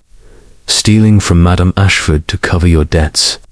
It is a motive, yes, but it does not explain the goblet nor the chloral hydrate. Clara's eyes filled with tears, her bravado crumbling. We didn't mean harm, Monsieur Poirot. I only wanted to help Charles. He's in deep with those creditors. Hargreaves will ruin him. Charles, his jaw tight, stepped forward. I didn't touch the goblet, Poirot. I'd never hurt Mother, no matter what the will says. Clara's idea was just talk, a moment of panic. Poirot's gaze was unyielding. Panic, monsieur, is a poor excuse for betrayal. But let us speak of the goblet. You were near it that night, before your argument with Major Thorn. Did you see anyone approach it? Charles shook his head, his voice hoarse. No. I was angry. I left for the library. When I came back, it was broken. Poirot turned to Clara, his eyes piercing. And you, mademoiselle, you were at the table, charming the Major. Did you see a hand, a gesture, near the sideboard? Clara's tears fell freely now, her voice trembling. I was talking, laughing. I didn't see anything. I swear, Monsieur Poirot, I only heard the crash. Poirot nodded, his expression softening but not relenting. Very well, return to your rooms, both of you. But no, this Hercule Poirot sees all, and the truth, it will not hide for long. As Charles and Clara retreated, Hastings emerged. From the shadows, his face flushed with indignation. By Jove, Poirot, they're a pair of schemers. Stealing jewels, no less. Do you think they smashed the goblet to throw everyone off? Poirot's fingers tapped his cane, his mind a whirl of connections. Possible, mon ami, but not probable. The goblet's destruction is too deliberate, too symbolic. The jewels, they are a motive for theft, not vandalism. No, the goblet and the chloral hydrate, they point to another hand. They returned to the dining room, where the memory of the shattered goblet lingered like a ghost. Poirot stood by the sideboard, his eyes tracing the spot where the goblet had stood, its fragments now under their glass dome. He envisioned the night of the crime, The heated argument between Charles and Major Thorn, Charles's abrupt departure, the clink of glasses, the sudden crash. The timing, he murmured, it is the key. The goblet fell after Charles left, but before he returned. Who was in the room? Madame Ashford, Mademoiselle Clara, Major Thorn and Victor, briefly. To clear plates. Hastings rubbed his chin. You're thinking one of them did it? But why? The will points to Charles or Eleanor, doesn't it? Or maybe Clara, stirring up trouble. Poirot's smile was faint. The will, it shifts the motives, yes, but the chloral hydrated suggests a darker intent, perhaps an attempt to harm Charles, or to frame him. The goblet's destruction, it masks this intent, like a curtain drawn across a stage. He paced the room, his steps measured, his mind reconstructing the scene. Imagine, Hastings. The argument grows loud. Charles storms out. In that moment of chaos, someone moves to the sideboard, quickly, silently. A blow is struck. The goblet shatters. But why? To distract from the sedative in Charles's wine, or to send a message to Madame Ashford. Hastings sighed, sinking into a chair. It's a tangle, Poirot.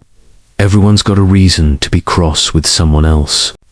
Charles's debts, Eleanor's inheritance, Clara's scheming where does it end? Poirot's eyes gleamed. It ends, mon ami, when the truth is laid bare. The confrontation tonight, it has shown us Clara's role and Charles's desperation. But the goblet, the sedative, they point to another player, one who moves in the shadows. As they left the dining room, the manor's silence seemed heavier, its corridors alive with whispers of deceit. Poirot's little grey cells were alight, weaving the threads of the will, the sedative, and the shattered goblet into a pattern that was slowly, inexorably taking shape. The confrontation had revealed a scheme, but the heart of the mystery, the hand that struck the goblet, remained elusive, waiting for Poirot to unmask it. Chapter 9. The orchids, secret the morning light, filtered through the persistent Devon mist, bathed Blackthorn Manor in a ghostly sheen, lending an ethereal quality to the conservatory where Eleanor Grey's orchids flourished. Hercule Poirot, his impeccable suit a stark contrast to the humid, earthy air, stepped into the glass-domed sanctuary with the precision of a man entering a sacred space. The conservatory was a jungle of delicate blooms, their petals ranging from ivory to deep violet, each plant meticulously tended. Captain Hastings, trailing behind, wiped his brow, the warmth of the glass-house a sharp departure from the manor's chill. Rather like a hothouse in here, Poirot, he remarked, eyeing a cluster of white orchids. What are we doing back here? Those footprints didn't tell us much. Poirot's eyes, sharp as a hawk's, scanned the rows of plants. The footprints, mon ami, were a distraction, perhaps, but the conservatoriette is Mademoiselle Grey's domain, her refuge, and in refuges, secrets are often hidden. His voice was soft, almost reverent, as he moved toward a cluster of phalaenopsis, their petals delicate as porcelain. He paused, his gloved hand hovering over a small pot tucked behind the others, its leaves slightly wilted, its soil dusted with a faint, powdery residue that mirrored the substance found on the goblet's shard. Regardas, Hastings, Poirot said, pointing to the powder. This is no ordinary soil. It is chloral hydrate, the same sedative found on the goblet. Mademoiselle Grey, she has been experimenting, perhaps. Hastings's eyes widened. Good Lord, Poirot. You think Eleanor has been tampering with her plants. But why? And how does it tie to the goblet? Poirot's mustache twitched, a sign of his mind's relentless churn. That, mon ami, is what we shall discover. The orchids, they are her passion, but passion can mask purpose. Let us summon Mademoiselle Grey. Eleanor was found in the morning room, her pale hands folded over a book of botany, her grey eyes distant but alert. When Poirot requested her presence in the conservatory, she rose without protest, though her steps were measured, as if bracing for an ordeal. In the humid air of the glass house, Poirot confronted her, his voice gentle but unyielding. Mademoiselle Grey, he began, gesturing to the powdered plant, this orchid. It bears the mark of chloral hydrate, a sedative most dangerous. You are a scientist, yes. Have you been using such a substance in your work? Eleanor's face paled, her fingers clutching the edge of a workbench. Yes, Monsieur Poirot, she admitted, her voice low. I've been experimenting with small doses of chloral hydrate, testing its effects on plant growth. It's a theory some sedatives can stimulate root development in minute quantities. But I swear, I had no part in the goblet's destruction, nor in any scheme involving Charles.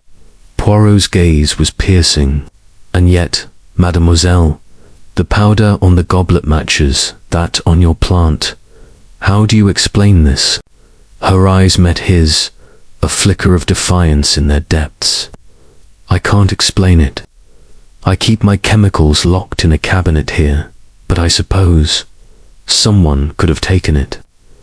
I was in the conservatory that night, as I said, but I didn't go near the dining room until after the crash. Poirot nodded, his expression softening but not relenting. Your sincerity, it is convincing, mademoiselle. But access to the sedative, it makes you a part of this puzzle. You are not guilty, perhaps, but you are not without secrets. Tell me, did you know of your aunt's revised will?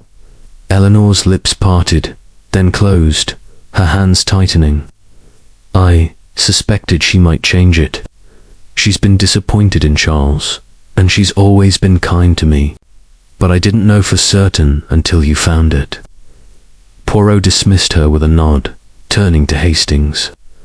She speaks the truth, I think, but her orchids there are a window to her mind. The chloral hydrate, it was taken from this place. Used to lace Charles's wine. But by whom? They left the conservatory, the air outside sharp and cool against their skin. Poirot's thoughts turned to the other players in the Manor's drama. Charles and Clara's midnight scheme to steal jewels pointed to desperation, but not necessarily to the goblet's destruction. The will, favoring Eleanor, gave her a motive to protect her inheritance, but her demeanor suggested innocence or a masterful performance. Poirot resolved to question Major Thorn again, suspecting the old soldier's bluster might conceal deeper resentments. They found Thorn in the billiard room, cleaning his service revolver with a focus that bordered on ritual.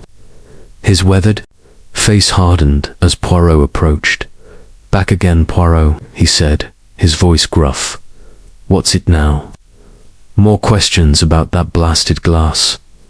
Poirot's smile was polite but probing. Major Thorn, you are a man of honor, yes.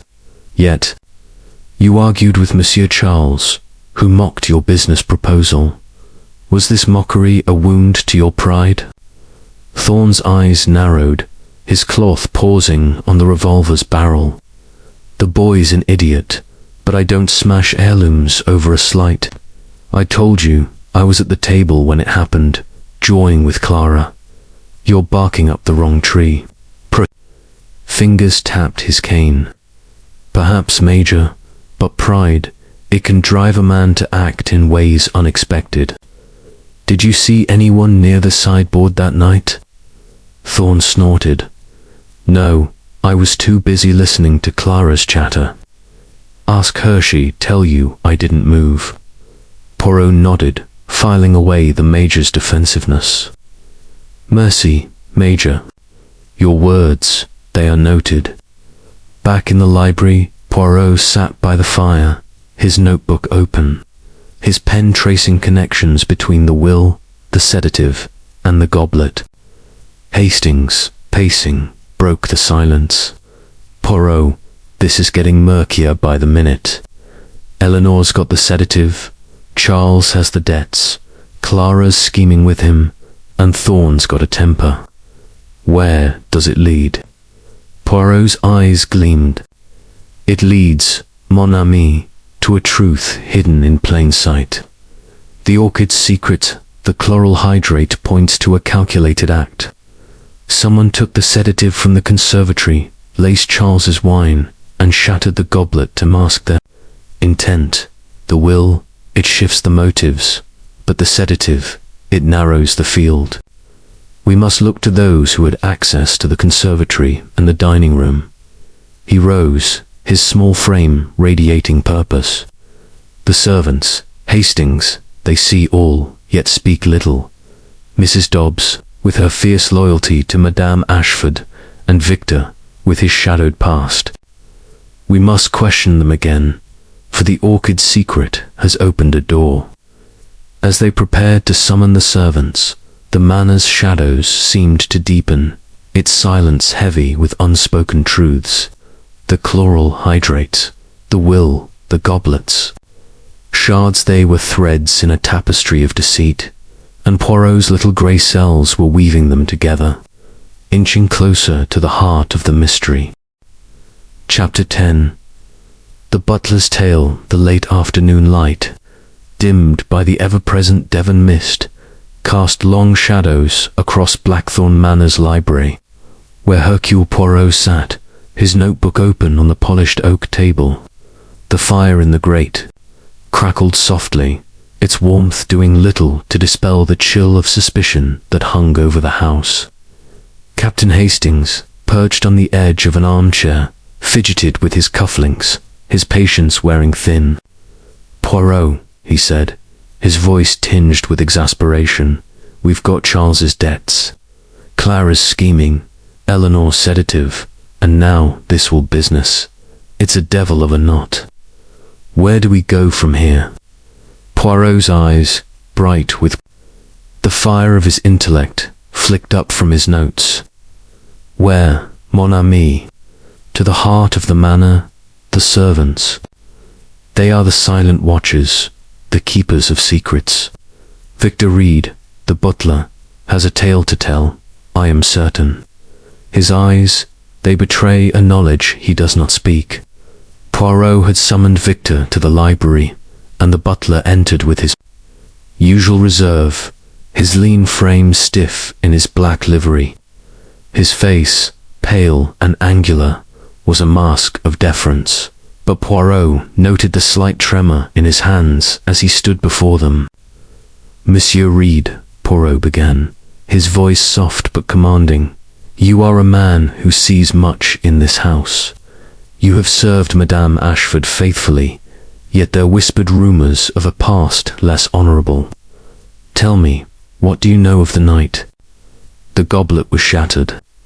Victor's eyes flickered, a brief crack in his composure. "I've told you, sir," he said, his voice low. "I was in the kitchen with Mrs. Dobbs, clearing plates. I heard the crash, came in, and saw the goblet in pieces. I know nothing more." Poirot leaned forward, his gaze piercing. "Nothing more, monsieur. Yet you have heard of Monsieur Charles's debts, his pawning of heirlooms. You were in the dining room, briefly, before the crash. Did you see a hand near the sideboard, perhaps, or sense a tension that preceded the act?" Victor's jaw tightened, his hands clasping behind his back. "I saw nothing, sir. Master Charles was arguing with Major Thorne, then left. I was in and out, doing my duties.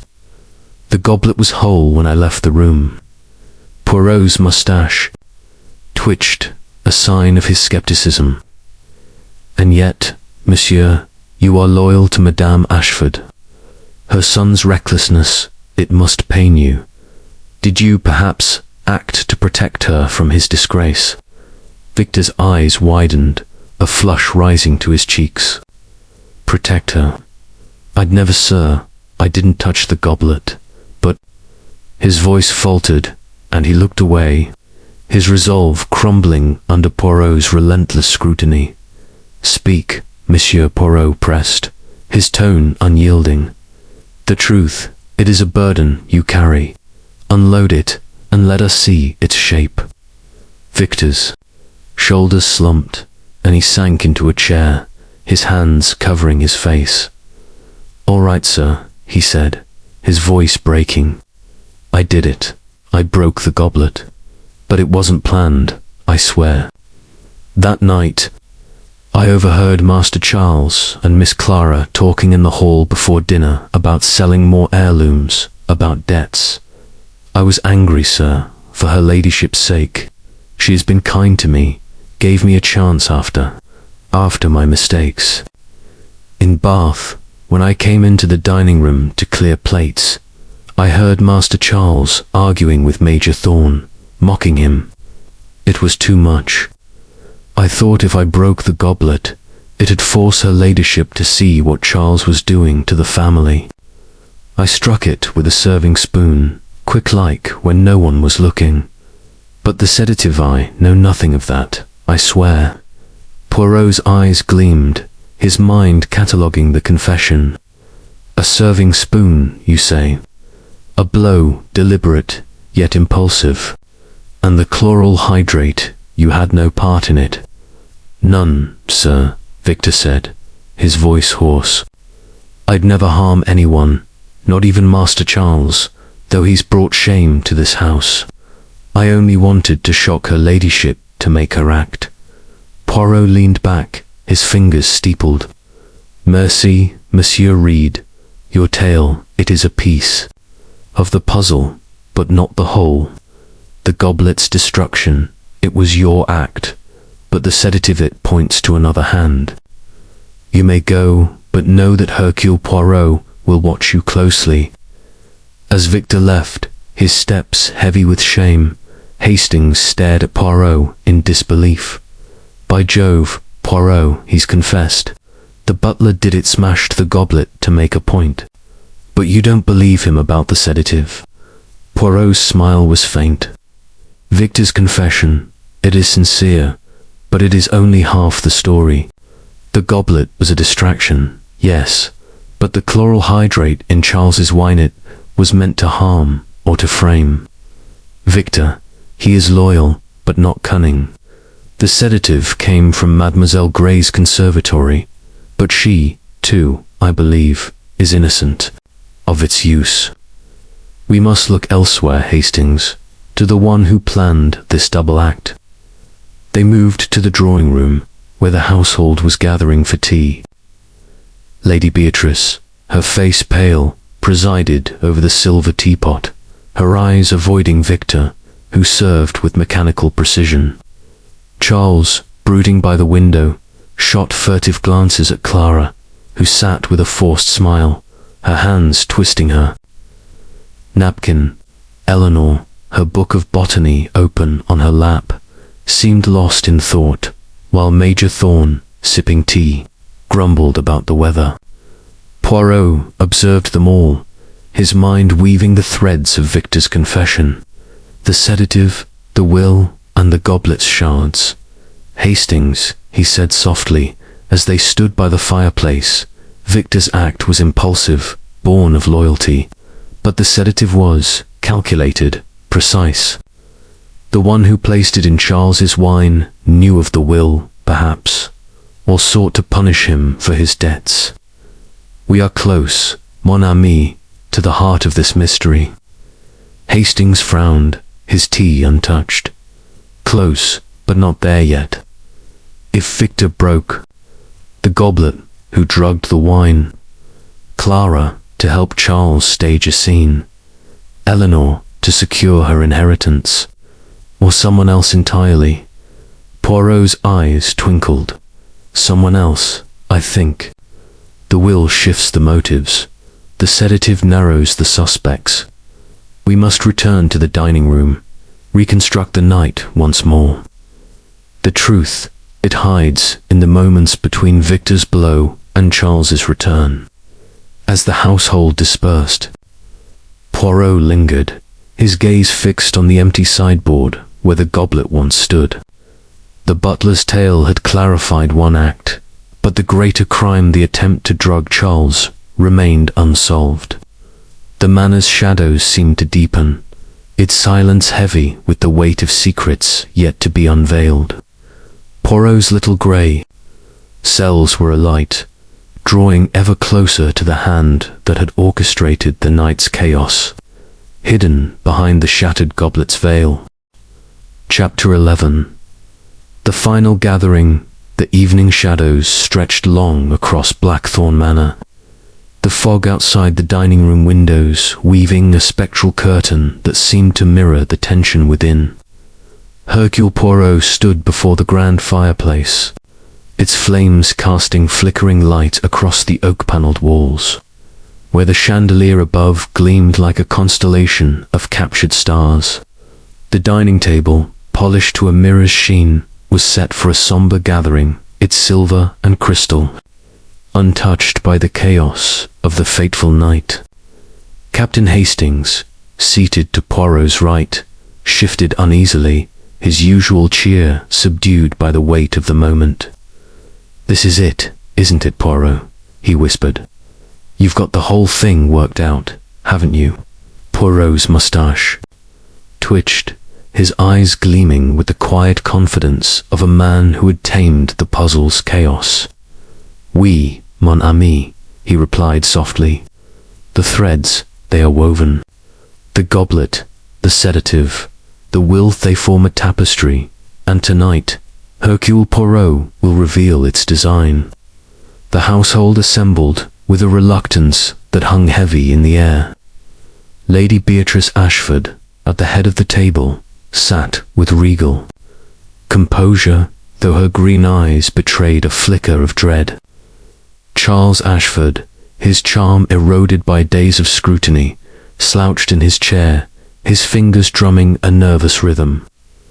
Eleanor Grey, pale and silent, clutched her necklace, her gaze fixed on the table as if it held answers. Major Reginald Thorne, his face flushed with brandy, sat rigidly, his military bearing a thin shield against unease. Clara Wentworth, her auburn curls subdued under a simple headband, forced a smile that faltered under Poirot's gaze.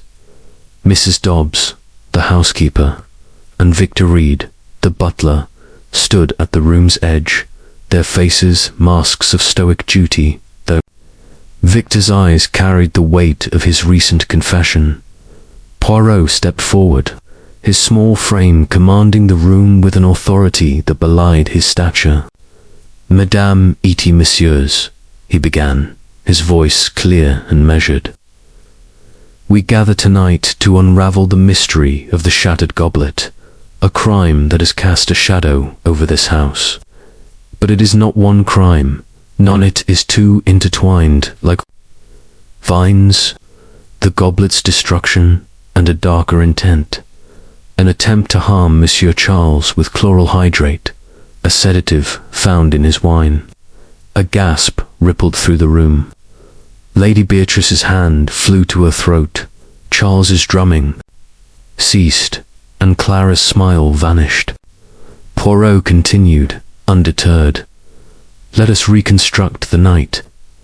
The dinner was lively, but tense.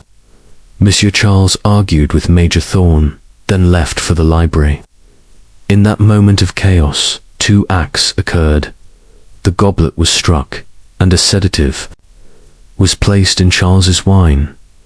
But why, and by whom?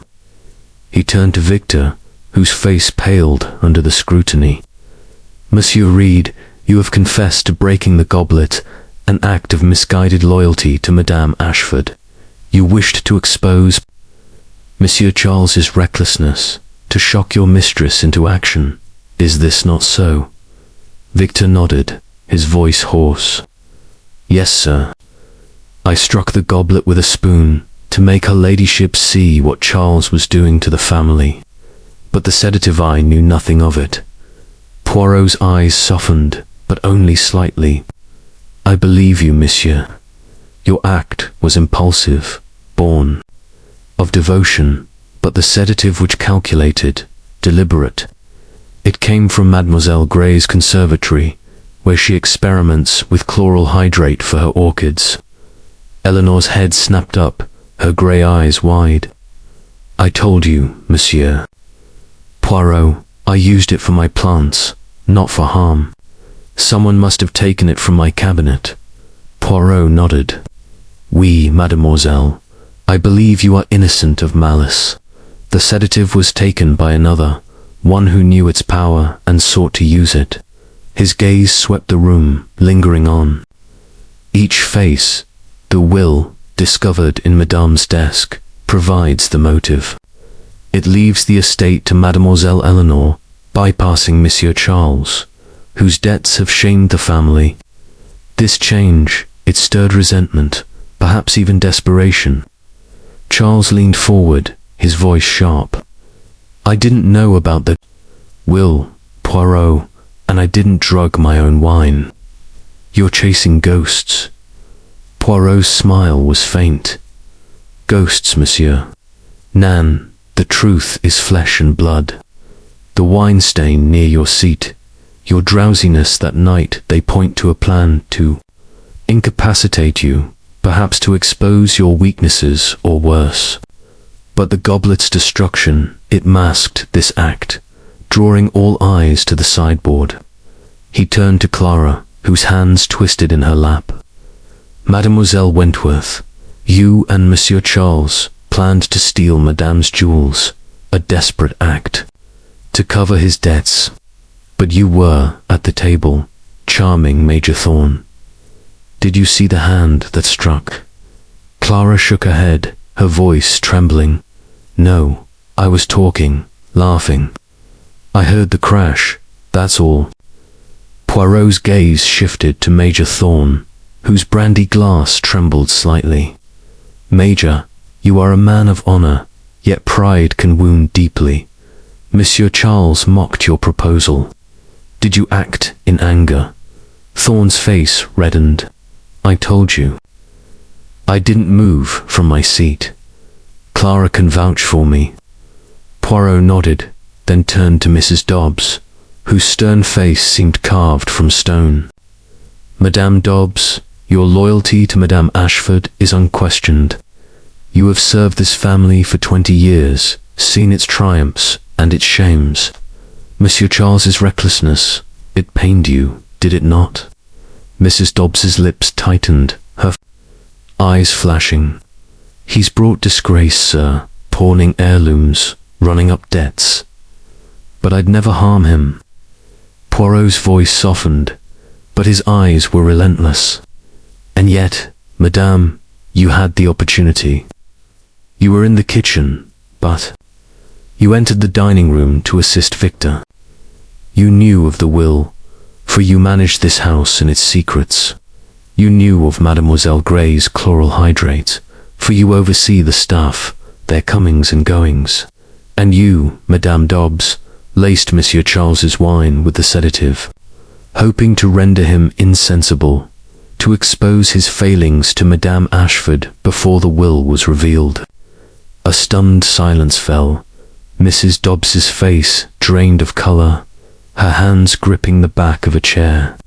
No, she whispered, but her voice lacked conviction. Poirot pressed on. You meant no murder, perhaps only shame. The dose was small, enough to make him drowsy, to cause a scene. But Victor's act, the shattering of the goblet, disrupted your plan. The crash drew attention, and the wine was spilled, unnoticed in the chaos. You said nothing, for your loyalty is to Madame, not her son. Mrs. Dobbs's shoulders slumped, tears welling in her eyes. I only wanted to protect her ladyship, she said, her voice breaking. Charles was ruining everything. Heirlooms, gambling away the family's honor, I thought. If he collapsed at dinner, she'd see the truth, cut him off for good. I took the chloral hydrate from Miss Eleanor's cabinet, just a pinch, and put it in his wine when I brought the decanter. I didn't mean harm, I swear. Lady Beatrice gasped, her hand covering her mouth. Mrs. Dobbs, how could you? Poirot's expression was grave.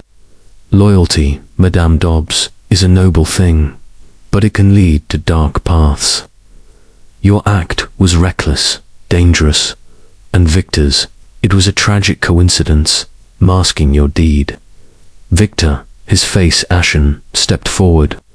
I didn't know, sir.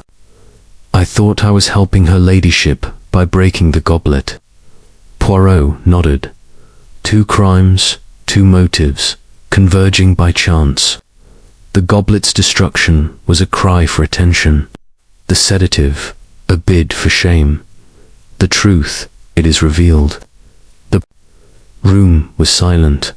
The weight of the revelations pressing down on all Poirot's little grey cells had unravelled the knot, exposing the heart of Blackthorn Manor's mystery.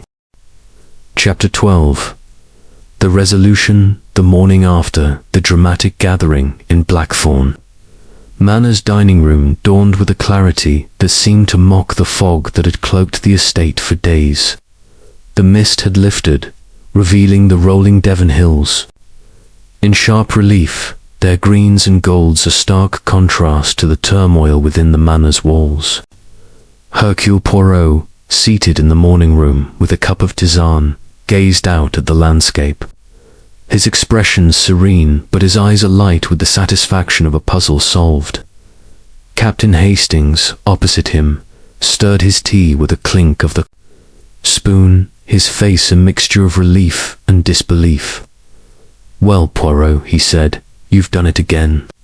Unravelled the whole mess in one evening. But I must say, I'm still reeling. Mrs. Dobbs, of all people.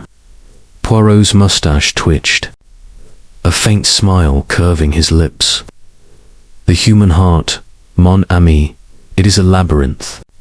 Loyalty, resentment, desperation, they twist together, creating acts both noble and foolish. Mrs. Dobbs sought to protect, Victor to expose, and yet both stumbled into a crime. The household, shaken by the revelations, gathered one final time. In the drawing room, at Poirot's request, Lady Beatrice Ashford, her regal bearing softened by sorrow, sat at the centre, her hands folded tightly in her lap. Charles Ashford, his usual bravado replaced by a quiet intensity, stood by the window, his gaze fixed on the gardens. Eleanor Grey, her pale face composed but her eyes red-rimmed, sat with her hands clasped around her necklace. Major Reginald Thorne, his brandy glass absent for once, leaned against the mantelpiece, his expression sombre. Clara Wentworth, her vivacity dimmed, perched on a chair, her fingers twisting a handkerchief. Victor Reed stood at the door, his lean frame rigid with shame, while Mrs. Dobbs, dismissed from service, but present at Lady Beatrice's insistence, stood apart, her face a mask of regret. Poirot rose, his small frame commanding the room with an authority born of insight.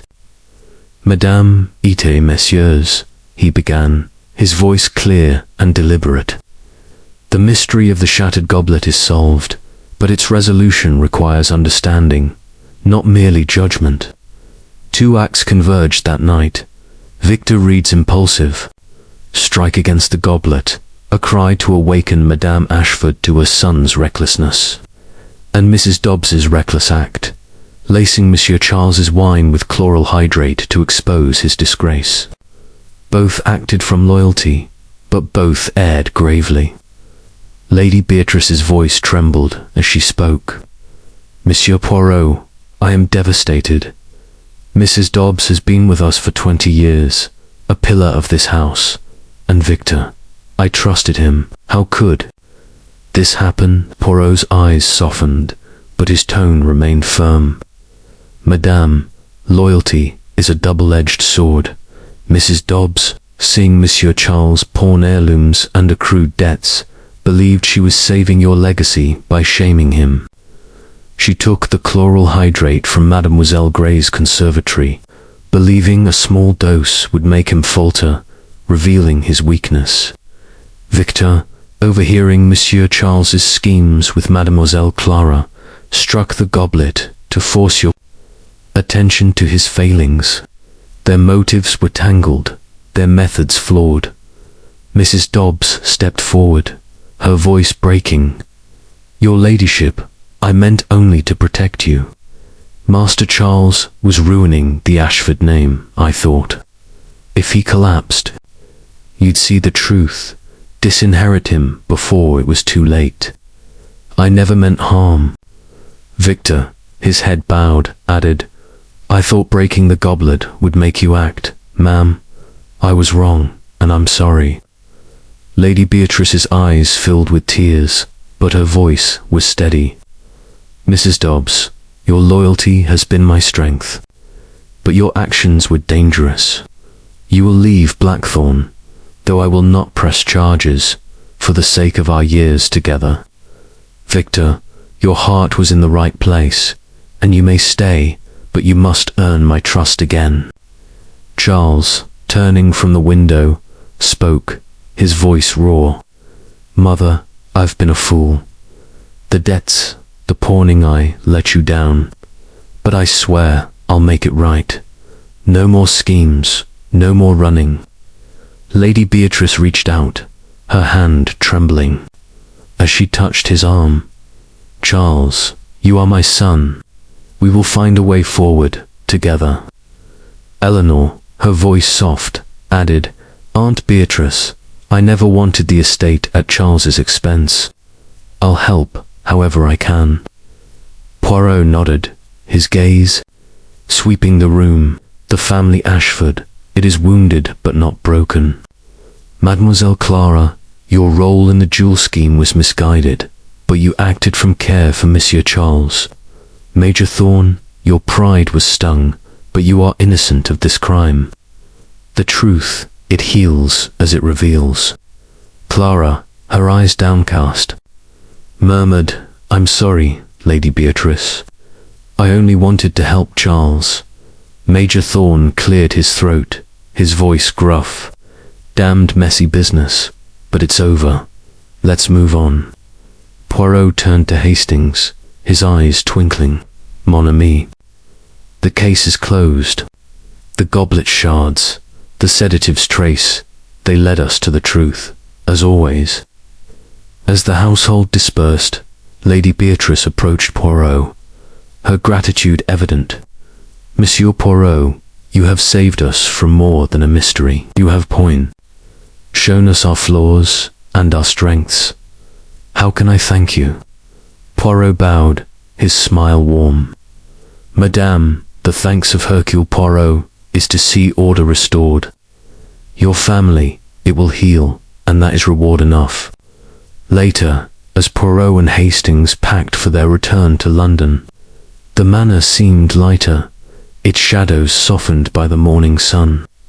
In the hall, waiting for the car to Exeter station, Hastings mused, a shattered goblet, and so much revealed, debts, loyalty, betrayal. You saw it all, Poirot. Poirot's eyes gleamed with quiet pride. The human heart, mon ami, is the greatest puzzle of all. But with order and method, and the little grey cells, no secret can hide for long. The Rolls-Royce crunched onto the gravel drive, and as they boarded, the manor stood behind them, its towers piercing the clear sky. The train to London awaited, and with it, the promise of rest until the next mystery called Hercule Poirot to unravel its threads. The end.